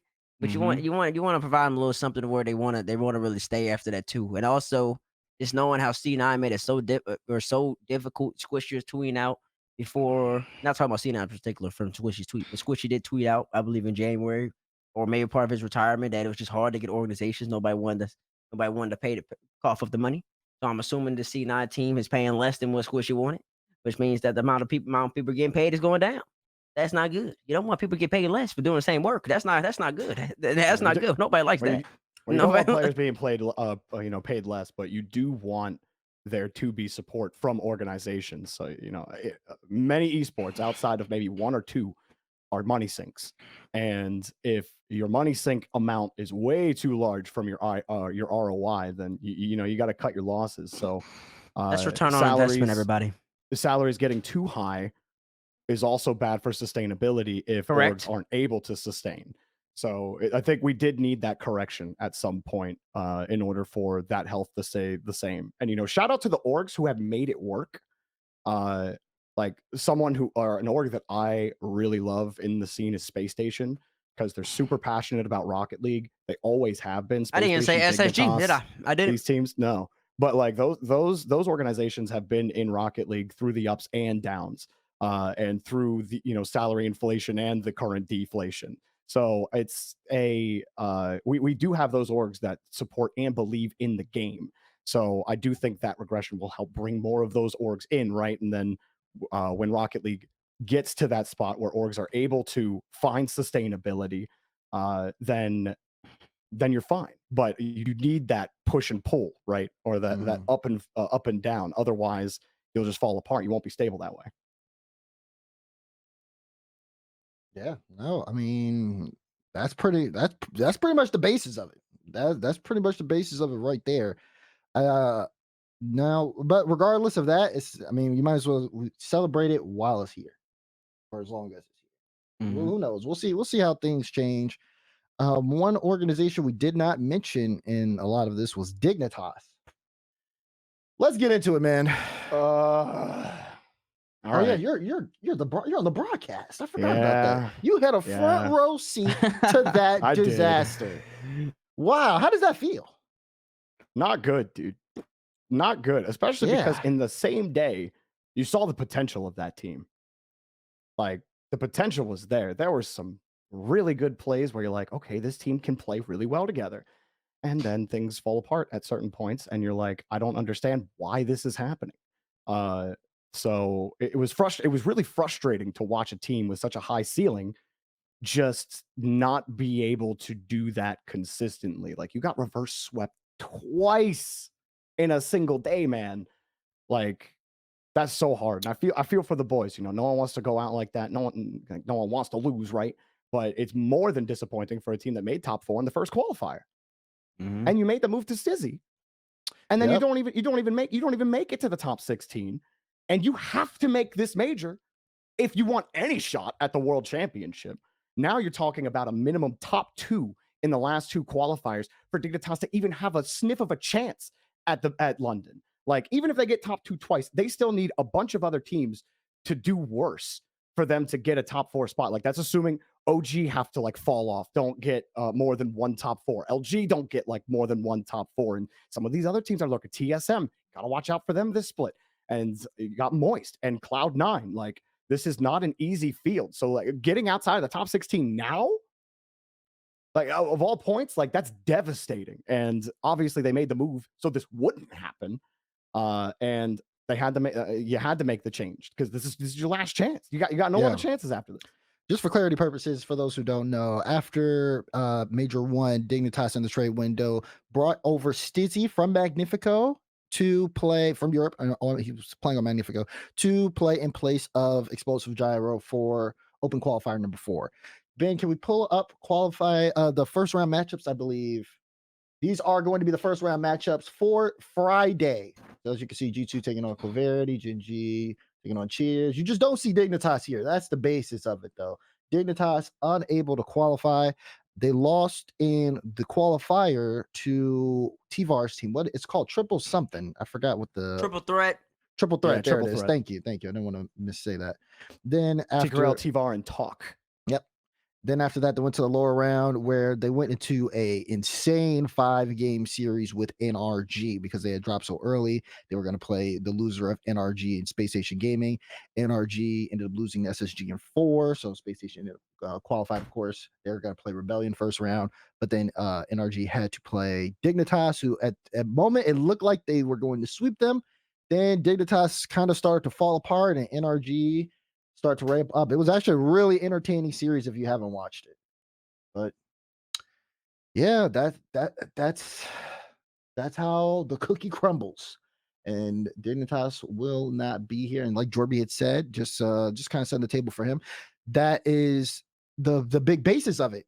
You don't make these main events. You don't make this Friday. This almost effectively, unless you are a top 2 team, this almost effectively can end your season. When, where, why? Because the requirements in order to make it back into major contention, because a team like Dignitas has to make it into major contention, then they have to perform well at the major. But they've made that road so much harder now because of this poor result. I mean, you got Luminosity, OG, TSM, M80, Space Station. Everyone talks about Space Station being the team that could have been a major team, but because they ran into Gen G 3 times in a row, they didn't get a chance to do that. So you're competing with those teams. I can't imagine Shopify Rebellion have another drop off, right? You got Moist, who were getting top 8s last split as Pirates on a boat.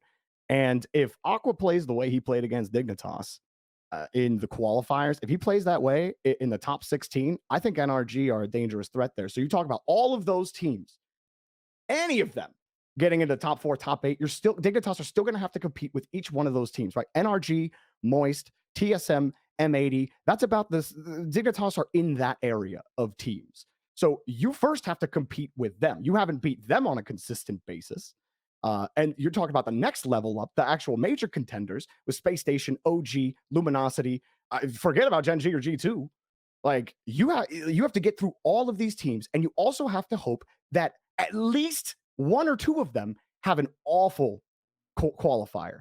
And for all of those things to go right for Dignitas is going to be extremely difficult. The qualification scenarios are there's way too many scenarios right now, so it's hard to like pin it down. But for them to have the best chance, it's top 2, and also these teams have to get these bad results. But it's not just 1 or 2 teams that have to get bad results. It's like 5 teams that have to get bad results.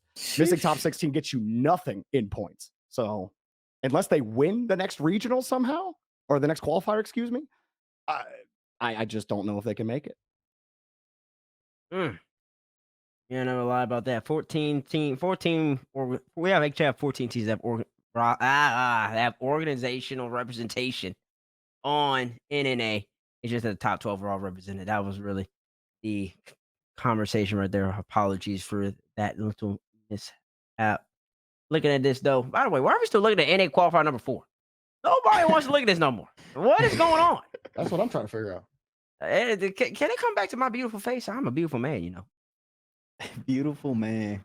I do have a picture of you on my desk. The stream. it's not. Do you really? No, but I should. Okay. I didn't know if the stream died or something. Do you really know? Okay. Anyways, I'm gonna just ignore what he said. Regardless, the whole Dignitas thing, man. It really shows that none of these people know what they're doing. Stop giving the players the power to make a roster. Or you can just lessen their power significantly. Because these people they all young kids, man. They don't know what they're doing, man. It's a combination of both. Because the organizations are feeling more pressure than ever. Because it's now 4 spots in NA. And now you want to be at the lands. And so, but the competition is that stiff. So now you want results as fast as possible. But sometimes that's just hard because some players are just better. Some players are just better than you. I mean, just like that's what it is. And you can't just magically get better over the course of a day, over the course of a week, over the course of a month. That takes time. Getting better import time. definitely had some risk to it. I mean, people need to stop doing that. People, there's a couple great examples of that, and then like for example, I'm never bringing young Stizzy over, man. Young Stizzy, that's a young person. That's a young person taken from his family, taken from out of his situation. Never even played the LAN or anything. Doesn't really understand the Rocket League ecosystems at point that maturation. That would just never happen to me. Whoever checked that off, I'm disappointed in you because you don't know what you're doing. And then it just made no sense. But regardless, though, I don't blame them on one factor for organization I'm talking about. I don't blame them because they want to have results. They see Stizzy performing. But then I do fault you once again to Dignitas because even adding Stizzy, that wasn't going to lock you in as a top 4 team in North America. Gyro's playing good. He was. It's not like Gyro. It's not like Gyro was over here building a brick house every time he shot. Not like he couldn't area. He was playing good. Stizzy, he was one of the best support players in NA last split, in my opinion. Stizzy, what's that gonna do? You already were in contention for top 4. You still gonna be in contention for top 4. It's not gonna push you over the edge and make it to you where you're a bona fide, legitimate, no questions asked top 4 team in North America. You're gonna see you in London. We're gonna see you at the World Championship. No. So I'm confused as why these organizations are making these roster moves. I don't make no sense to me. Now NRG made a great move. NRG made a great move right there. I was pretty surprised about that. NRG made a great move picking up Aqua. Aqua a baller. And NRG wasn't in the conversation of being in top 4. Mm-hmm. And they might still not be in the conversation. But they definitely did improve. they definitely did improve. I can see NRG getting the top 4 now. I couldn't see that before. I couldn't see it before. So NRG made us a move that substantially changed their position or how you view them, changed their skill level, changed their relative playing field of where they're at in North America. Those are the type of moves you need to make. If you can't make that move, organization, don't make the move. Cause now you're over here flopping. You already bench Evo. Now you bench Evo. So is Evo the problem now? First it was Gyro. You don't perform. Now it's Evo. Now you gonna bring Gyro back off the bench. Was that always the play? Clearly it wasn't, because that was the play. Then you would have benched Evo initially. You don't know what you're doing. You're all over the place. You're all over the place, Dignitas. So what's the problem for Dignitas? Problem is that people need to learn how to manage these teams better. that's the problem. The problem is that it's got people got. It's all about the culture. You hear Greg talk about that culture now. The culture. It's all about the culture. You got to see. See, if it was me, we were talking about living in the green room. See, I'm a little extreme though. People call me extreme. No, I'm not extreme at all. People will call me extreme. I feel like I'm pretty rational. See me, especially in today's online world. Especially in today's online world, see me. I would have clauses in the contract that restrict certain people from talking from talking in certain discourse and stuff. Oh, now that's what you're talking about. This is what he's talking about. Okay, that is valid. That's valid. I would have it. I don't know. I would have a culture fit, man. If I'm bringing somebody in, you could be talking to me all day. We gonna go practice, and after that, you go join my Discord. This is where you gonna get comfortable at. I want to know where you at, especially my young players. Well, who are you talking to? Who's in your ear? What are you doing? I need to know all that. I would be very, I want to say paternal, but I would just very oversighty. I would be a little, controlling in a way. But that's what I would do. I would do stuff like that just to make sure that players know. I mean, it's professional business at the end of the day, and you kind of get confused. I get lost in between the weeds. I think the organizations can set that. They can remind people that this is a business. I'm paying you. You're providing a service. This is a job. And I think somewhere in there, especially in Rocket League and esports, that gets lost in the sauce because we just have young players playing. But it is a job at the end of the day. And there needs to be a certain level of professional approach. Decor, I guess. Or decorum. Decorum. That's very different. Professional, yeah, very different. But professional decorum when you you know what I'm saying. I lost my words. I talked for a long time. Somebody else. Yeah. I hear you. You know, you got to act, walk, and eat a certain way. I hear you. Mm-hmm. All right, disclaimer. I'm about to yap. All right, go. Well, I'm keeping yapping, and it's contained to 2 minutes. Otherwise, I did a study and people stopped listening after. The base goes on a soliloquy, and then he wants to limit your time. 2 minutes? Right. Like, give just me went 3. for 5. He's like, nah, you need 2 now. Right. You don't even What people like, this comes down to understanding your players at the base of it. Rocket League at a high level, a lot of these players, we can talk about the top 12, are really good individually. Mm-hmm. But when it comes to making a good team, you need to understand. You're only signing 3 players. Like, compared to all other games, other esports, you're signing 3 people. So in that aspect, you should know these guys, and you should know who works well with who. When it comes down to lineups here, a lot of people, of course, are looking at individual players. Again, you talk about Oxygen, for example. Oxygen is a great example here because they're all individually very, very good. The only thing people are questioning is if they work well together. Dignitas is an example of that, the other way around, of it going wrong. People praised Dignitas when Gyro first joined the team, saying that, oh, they're friends, they're going to get along, this is going to be great. Now look at the situation we're in, where you're having these moves left and right, and people and I'm not trying to make it like a big mentality thing, because I know some people are really crazy fan-wise. I don't want that to be thrown the other way, like the wrong way. But it does come down to chemistry, like actual chemistry on the field. It's hard when you're losing a game or you're losing a series, and then you don't know how to get yourself back into that position to where you can go and win again. Series like this, where you're up twice, you're at match point twice, and you lose a game or you lose 2 games, and then all of a sudden you forget how to play together, shouldn't happen. And it just comes down to like personalities, and that I think is the biggest thing. I'll keep it short. I have so much more to say on this, but I'll stop it right there, Jorby. No, I'm with you, man. You know, trust cannot be your trust can't be a puddle of water easily splashed around, right? It's got to be an iceberg, hard to melt. And like the trust on Dignitas it melted instantly, man. Like the water got splashed all over the place. As soon as something goes wrong, all of a sudden the trust factor's lost, and then teams that they should beat get on top of them, and that's why we lost to Talk. Also, shout out Talk. He popped off in that series. Yeah, Straight so up. hard. Yeah, why are you Talk's a disrespecting people? Talk He's balling good. on you. He's good. Yeah, I got that's my why you eyes on him lost. now. That's why you lost, because That's a yeah, rank you're warrior. disrespecting him. You were disrespecting him too. Trust me, I No, heard my no, I no, mine's no. I'm back not in the day. disrespecting Talk When at all. T-Base went up against FaZe back when E United and Jack Oh, Collins dear was on the Lord. FaZe stream, saying, "Oh, this will be easy. T-Base is playing." And what happens? They end up getting slapped. That's all I gotta say. Slapped. Oh my goodness. He still talks about He's that. still, yeah, like this is his highlight, bro. Listen, people need to remember basically a game on. Bass don't even talk about when he won a CRL. He talks about his face victory. Right, bro. I remember that. I remember that time. Happy I face. remember Roldez doubted me. Everybody doubted me. Roldez doubted me. Corelli doubted me. Now look. Now look. That's what I'm But saying. yeah, no, I think there's a thing. Oh, I really feel for Violent Panda because he has to deal with some comments about him and his ability as a coach when this is his first coaching gig. And I'm gonna be honest, this is a hard team to coach. That is a hard team to get to coach.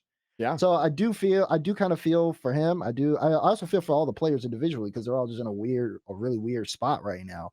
And no one wants to see these guys lose, but it's just been something that's been a constant thing throughout the series. I don't know what went wrong after the offseason going into Major 1 because go offseason, pre-rankings, Gibbs did a player ranking, Dignitas top 5.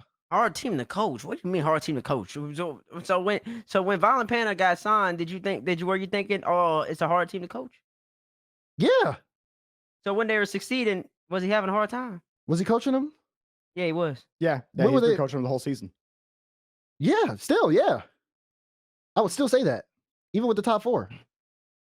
Oh man, That issue definitely, I think, existed pre-Violent Panda. So It's just knowing the players, though. I know them. well, maybe you guys like- are biased because you know him. Yeah, exactly. I feel like every single coaching job is hard, huh? But that's why you sign up. You know what you did. You know what you're getting into. I think coaching is definitely very underrepresented, or not underrepresented, but like underrated.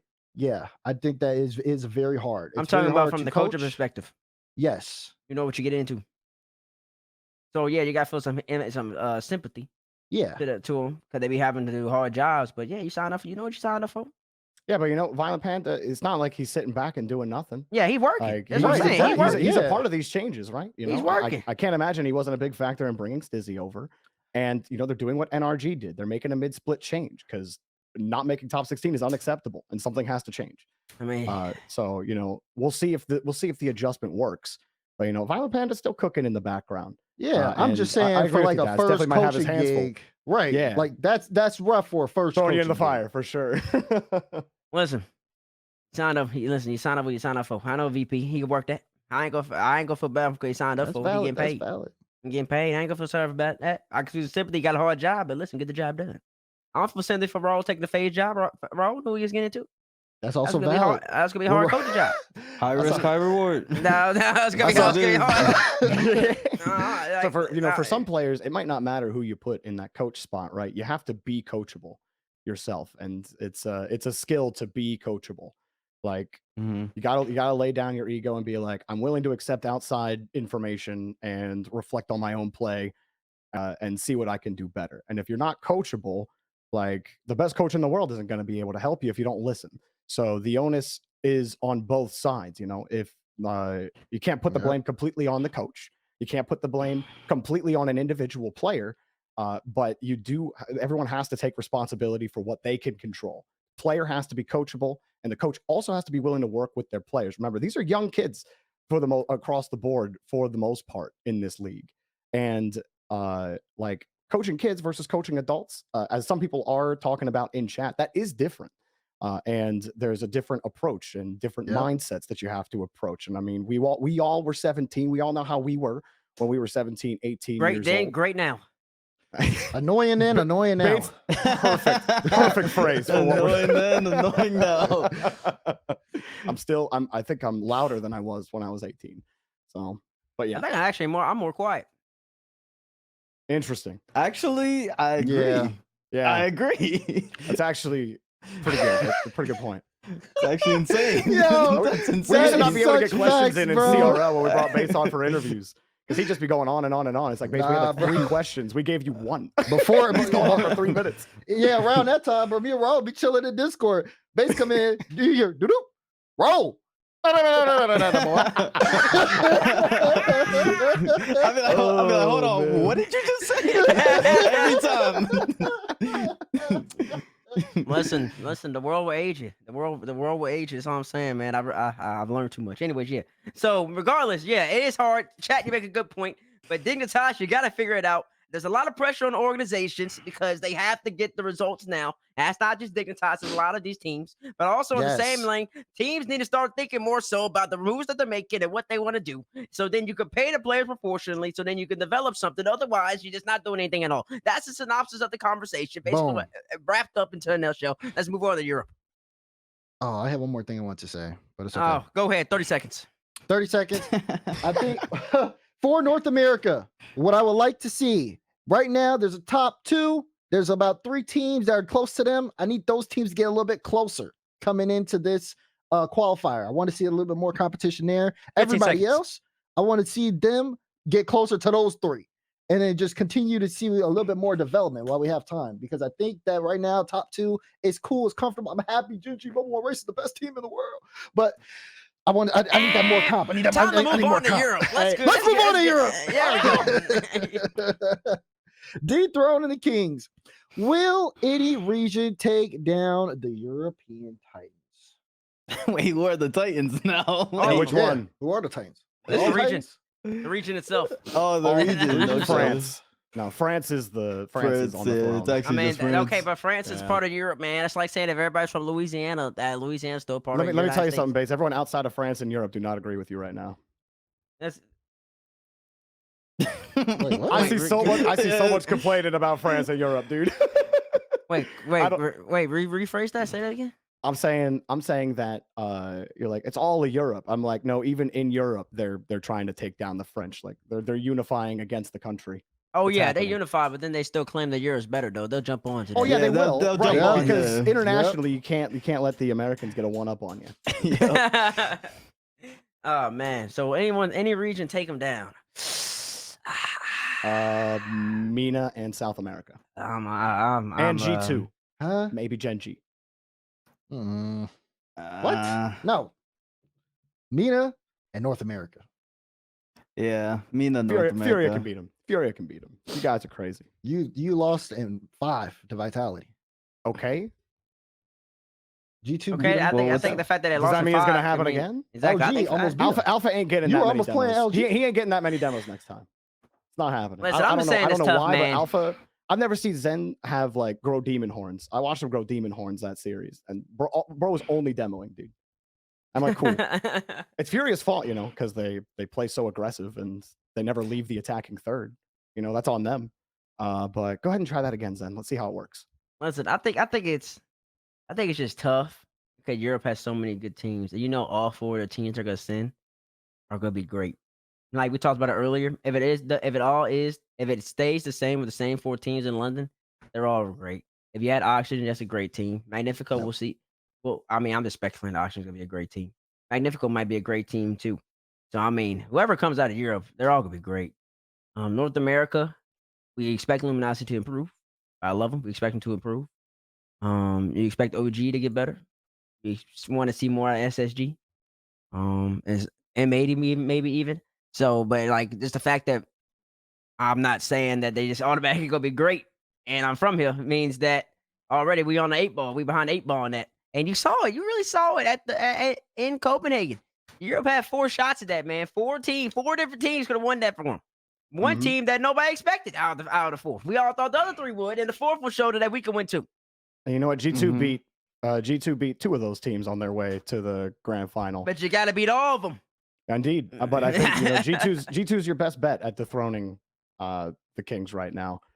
They play Gentlemates almost the closest out of anyone. Sans K Corp, and if you're talking about international teams that can take France down, G2 have been the only team that have truly shown that they can. I think Gen G looked pretty Gen good G, against that you're Gentleman's squad. right. Gen G G looked pretty good. Come on, man. Yeah, Are you right? I'm sorry. I'm sorry, Daz. Love you, Jack. Love you, First Killer.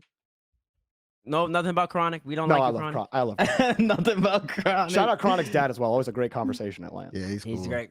Chronic fans are always great. I will say though that there's a little new format that they incorporated, the little AFL whatever for the World Championship. It weakens Europe's chances. It does. I honestly don't.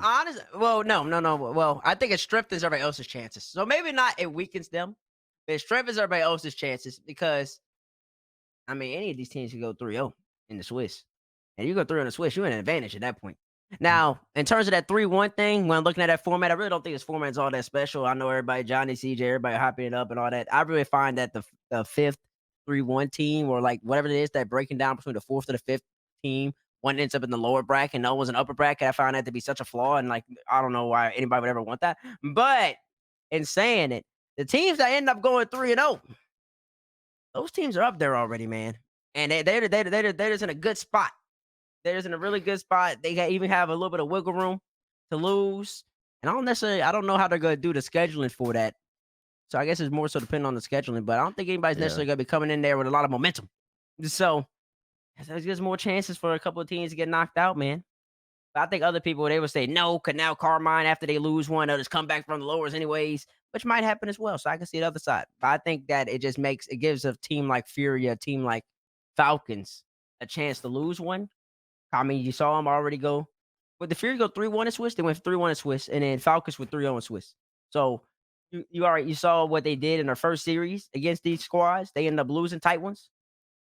And then, well, maybe not so much Fury. They kind of play bad. But Falcons did. And then you're going to get them another life. And then after that point, to get more acclimated, they got a chance of winning it. So that's why I'm thinking. But I can see other people say it's the other way around, and now it's just more lives for EU, and now everybody's just going to win anyways. Yeah, I would love to see Falcons with 2 chances. I think they played Carmine Corp extremely close. I still think they're the third best team in the world. Series. Yeah, I think Falcons series might have been the fastest series I've ever seen. I agree with you. I think they're the third best team in the world, and I think that they will be the team to dethrone the Titans, as we're calling France, I guess. Fury went 3-0. Falcons for 3-1. My apologies. Thank you, D-Rect. My apologies for confusing those two. But the whole point is they both great teams, and I think you just give them extra life, especially for their regions in particular. I think that helps them win. I don't know necessarily how much it helps NA. I don't know.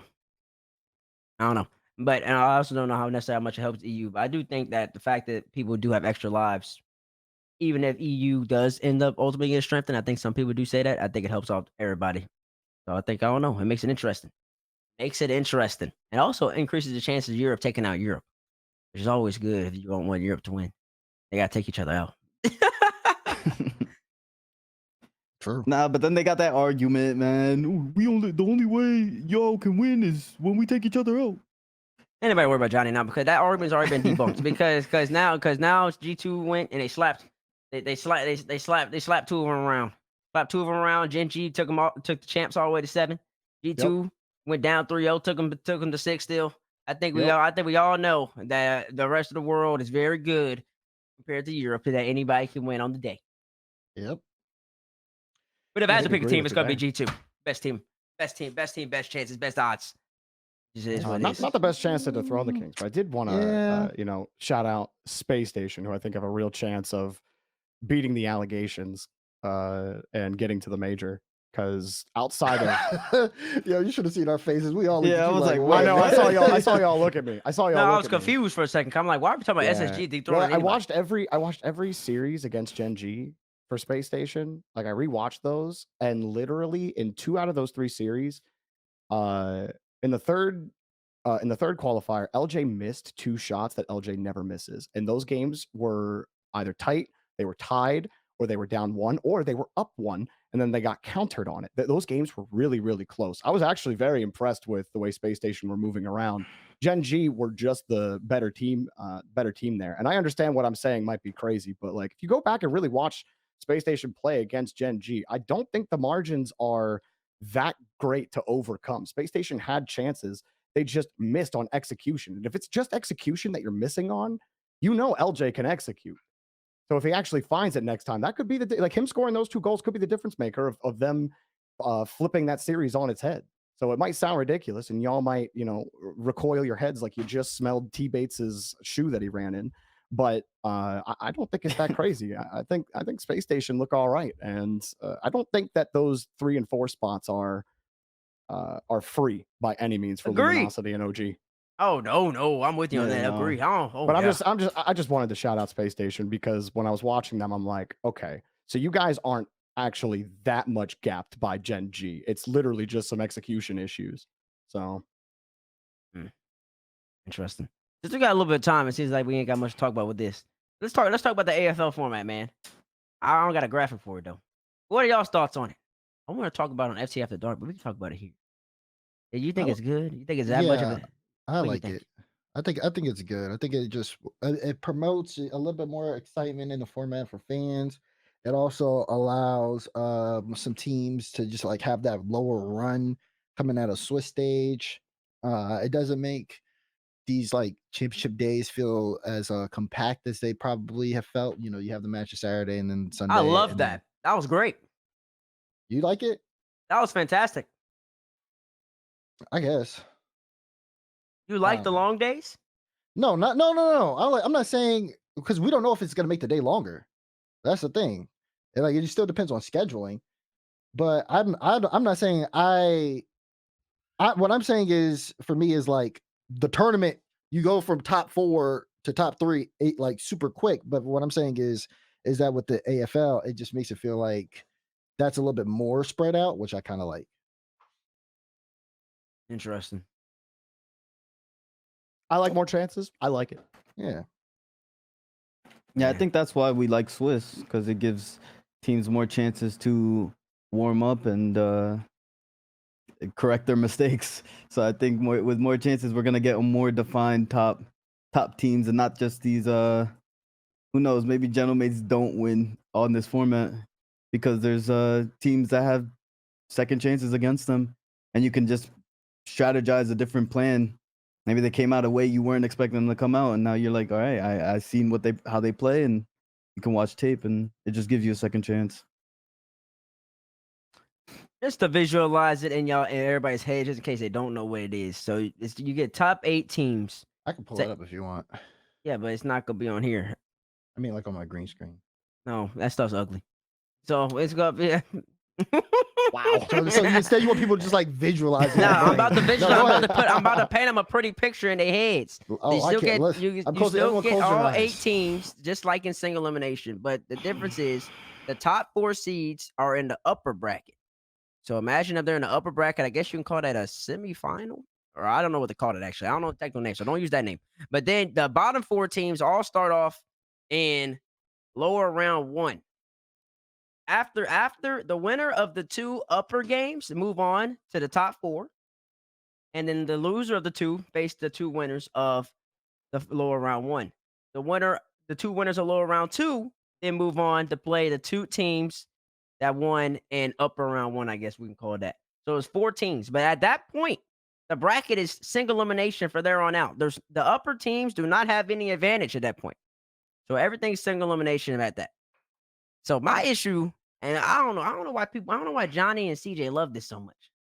Because me, I don't know. It's not, I don't know. I don't like how the 3-1 split between 4 and 5. I don't like that. Because who's to say that 1-3-1 is better than the other 3-1? It could be you could have won against somebody really good, and the other team could have won against somebody not as good. Or if you want to do that, like kind of wishy-washy type of way of analyzing it. But I mean, it's wishy-washy, but I think it's kind of valid in a way too. And then as well as the single elimination for the top 4.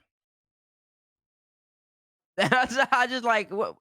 So then people had extra lives, but then I don't have extra life, so you could be cooking the whole entire time, and then you got to play a team again or something like that. But you don't get no advantage. So Gentlemates beats Gen G, or I don't know. You haven't lost. So Gentlemates play somebody. They beat Gen G. Gen G comes back and then they beat them again.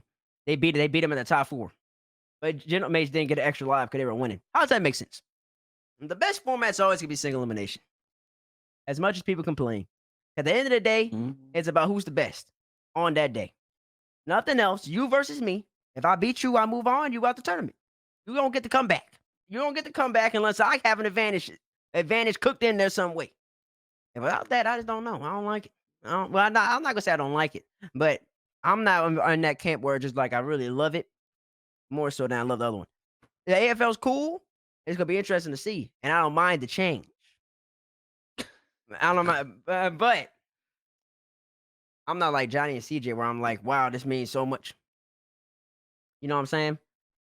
And honestly, it might have been better because it might have been a better format. And D-Reg just posted it in our chat. It might have been better for them to put it in for the majors. Because the majors are all like you winning the majors, but then like in a way, the major also kind of determines seeding for worlds and trying to make sure the points are as accurate as possible. So if that's the idea, you're trying to make it to where the best teams make it. That's what you're trying to always. I feel like that's kind of like the purpose of having more lives. You give teams more lives, then naturally, mathematically, the best teams will fall into place. So you give them as many chances as possible. So I think that makes more sense. I kind of like what D-Rex said there. But at the World Championship, I mean, it's not bad. It's not bad, but I just think single limb's great. And I don't know how Johnny and CJ did it, but they did it. But that's just what I see. I don't know why we don't like the single limb. I mean, it's sad that like a Falcons loses or a Gen G loses, but then it makes it that much better on the Genomate side that they won. It makes a win feel more impactful in my estimation. That's the way I like single limb. Clean, simple, and to the point. And I just really loved the Saturday-Sunday split they had. The four games on Saturday, 3 on Sunday. That was beautiful. Every land should be like that. If you've been to our RLCS land, you should know these days be long, and that was a great viewing experience. That was fantastic. Yeah, I agree. I think we might be catering to the players or fan favorites with some of these, because I think single elim, I think Swiss you get enough lives as is to amp up, and then single elim should Swiss should be all the lives you're able to get. Like 3 lives is more than enough. Yeah, but it's just rewarding the people who finish like the top. What you mean? Like you're right, 3 lives is enough, but the thing is like those teams didn't even lose. They didn't even lose a life. Yeah, but once they get to the top 4, then they don't have a life. Yeah, anymore. they don't have another life after they get to the top 4. So if Genomates beats Gen G, they don't have another life after that. Gen G has an extra life because they lost. So then all the other teams that lost and got their second life, they got 2 lives in the final bracket, where Genomates would not have a life. So if they lose, then they're just out. Like, it just seems unfair to the team who's not losing, because they don't have any advantage once they make the top 4. But wouldn't that be the same? I guess. No. I want to see how it plays out. Yeah. Like, because I didn't have any problems with the format either. Bates, like, I agree with you that single elimination to me is exciting, because it's like you played all these games already, like you were saying, Roll Diz, and it's like, all right, now best of 7, give it your best. But I'm excited to see the AFL format, and it's going to be different. And then I just want to see it and how I feel from there. So I'm not indifferent. I am excited to see how the format might shake up the results. Yeah, that's what it's interesting. There's no like right or wrong. That's why I love to talk to Johnny and CJ about this, because there's so much on that side. It don't matter to me. As long as my days ain't long on the lanes. You get 4 hours for 4 or 5 hour days. That's all Bates cares No matter about, what man. format He you talking give about me. how long these days. As long as I ain't in there Bro, working. sitting on a desk with a headset on watching a video game. He said he don't want to. No, because you should hear this man and how he likes to talk about these days so long, first in, first out, and then Johnny took the first shot. So now I gotta sit there and I gotta wait for a second shot. Why did Daniel miss that? DeMar, we need 2 shuttles. Is the day over yet? This is ridiculous. DeMar, what's your call time tomorrow? Oh, you got anything to do with Castle and get Rocket League?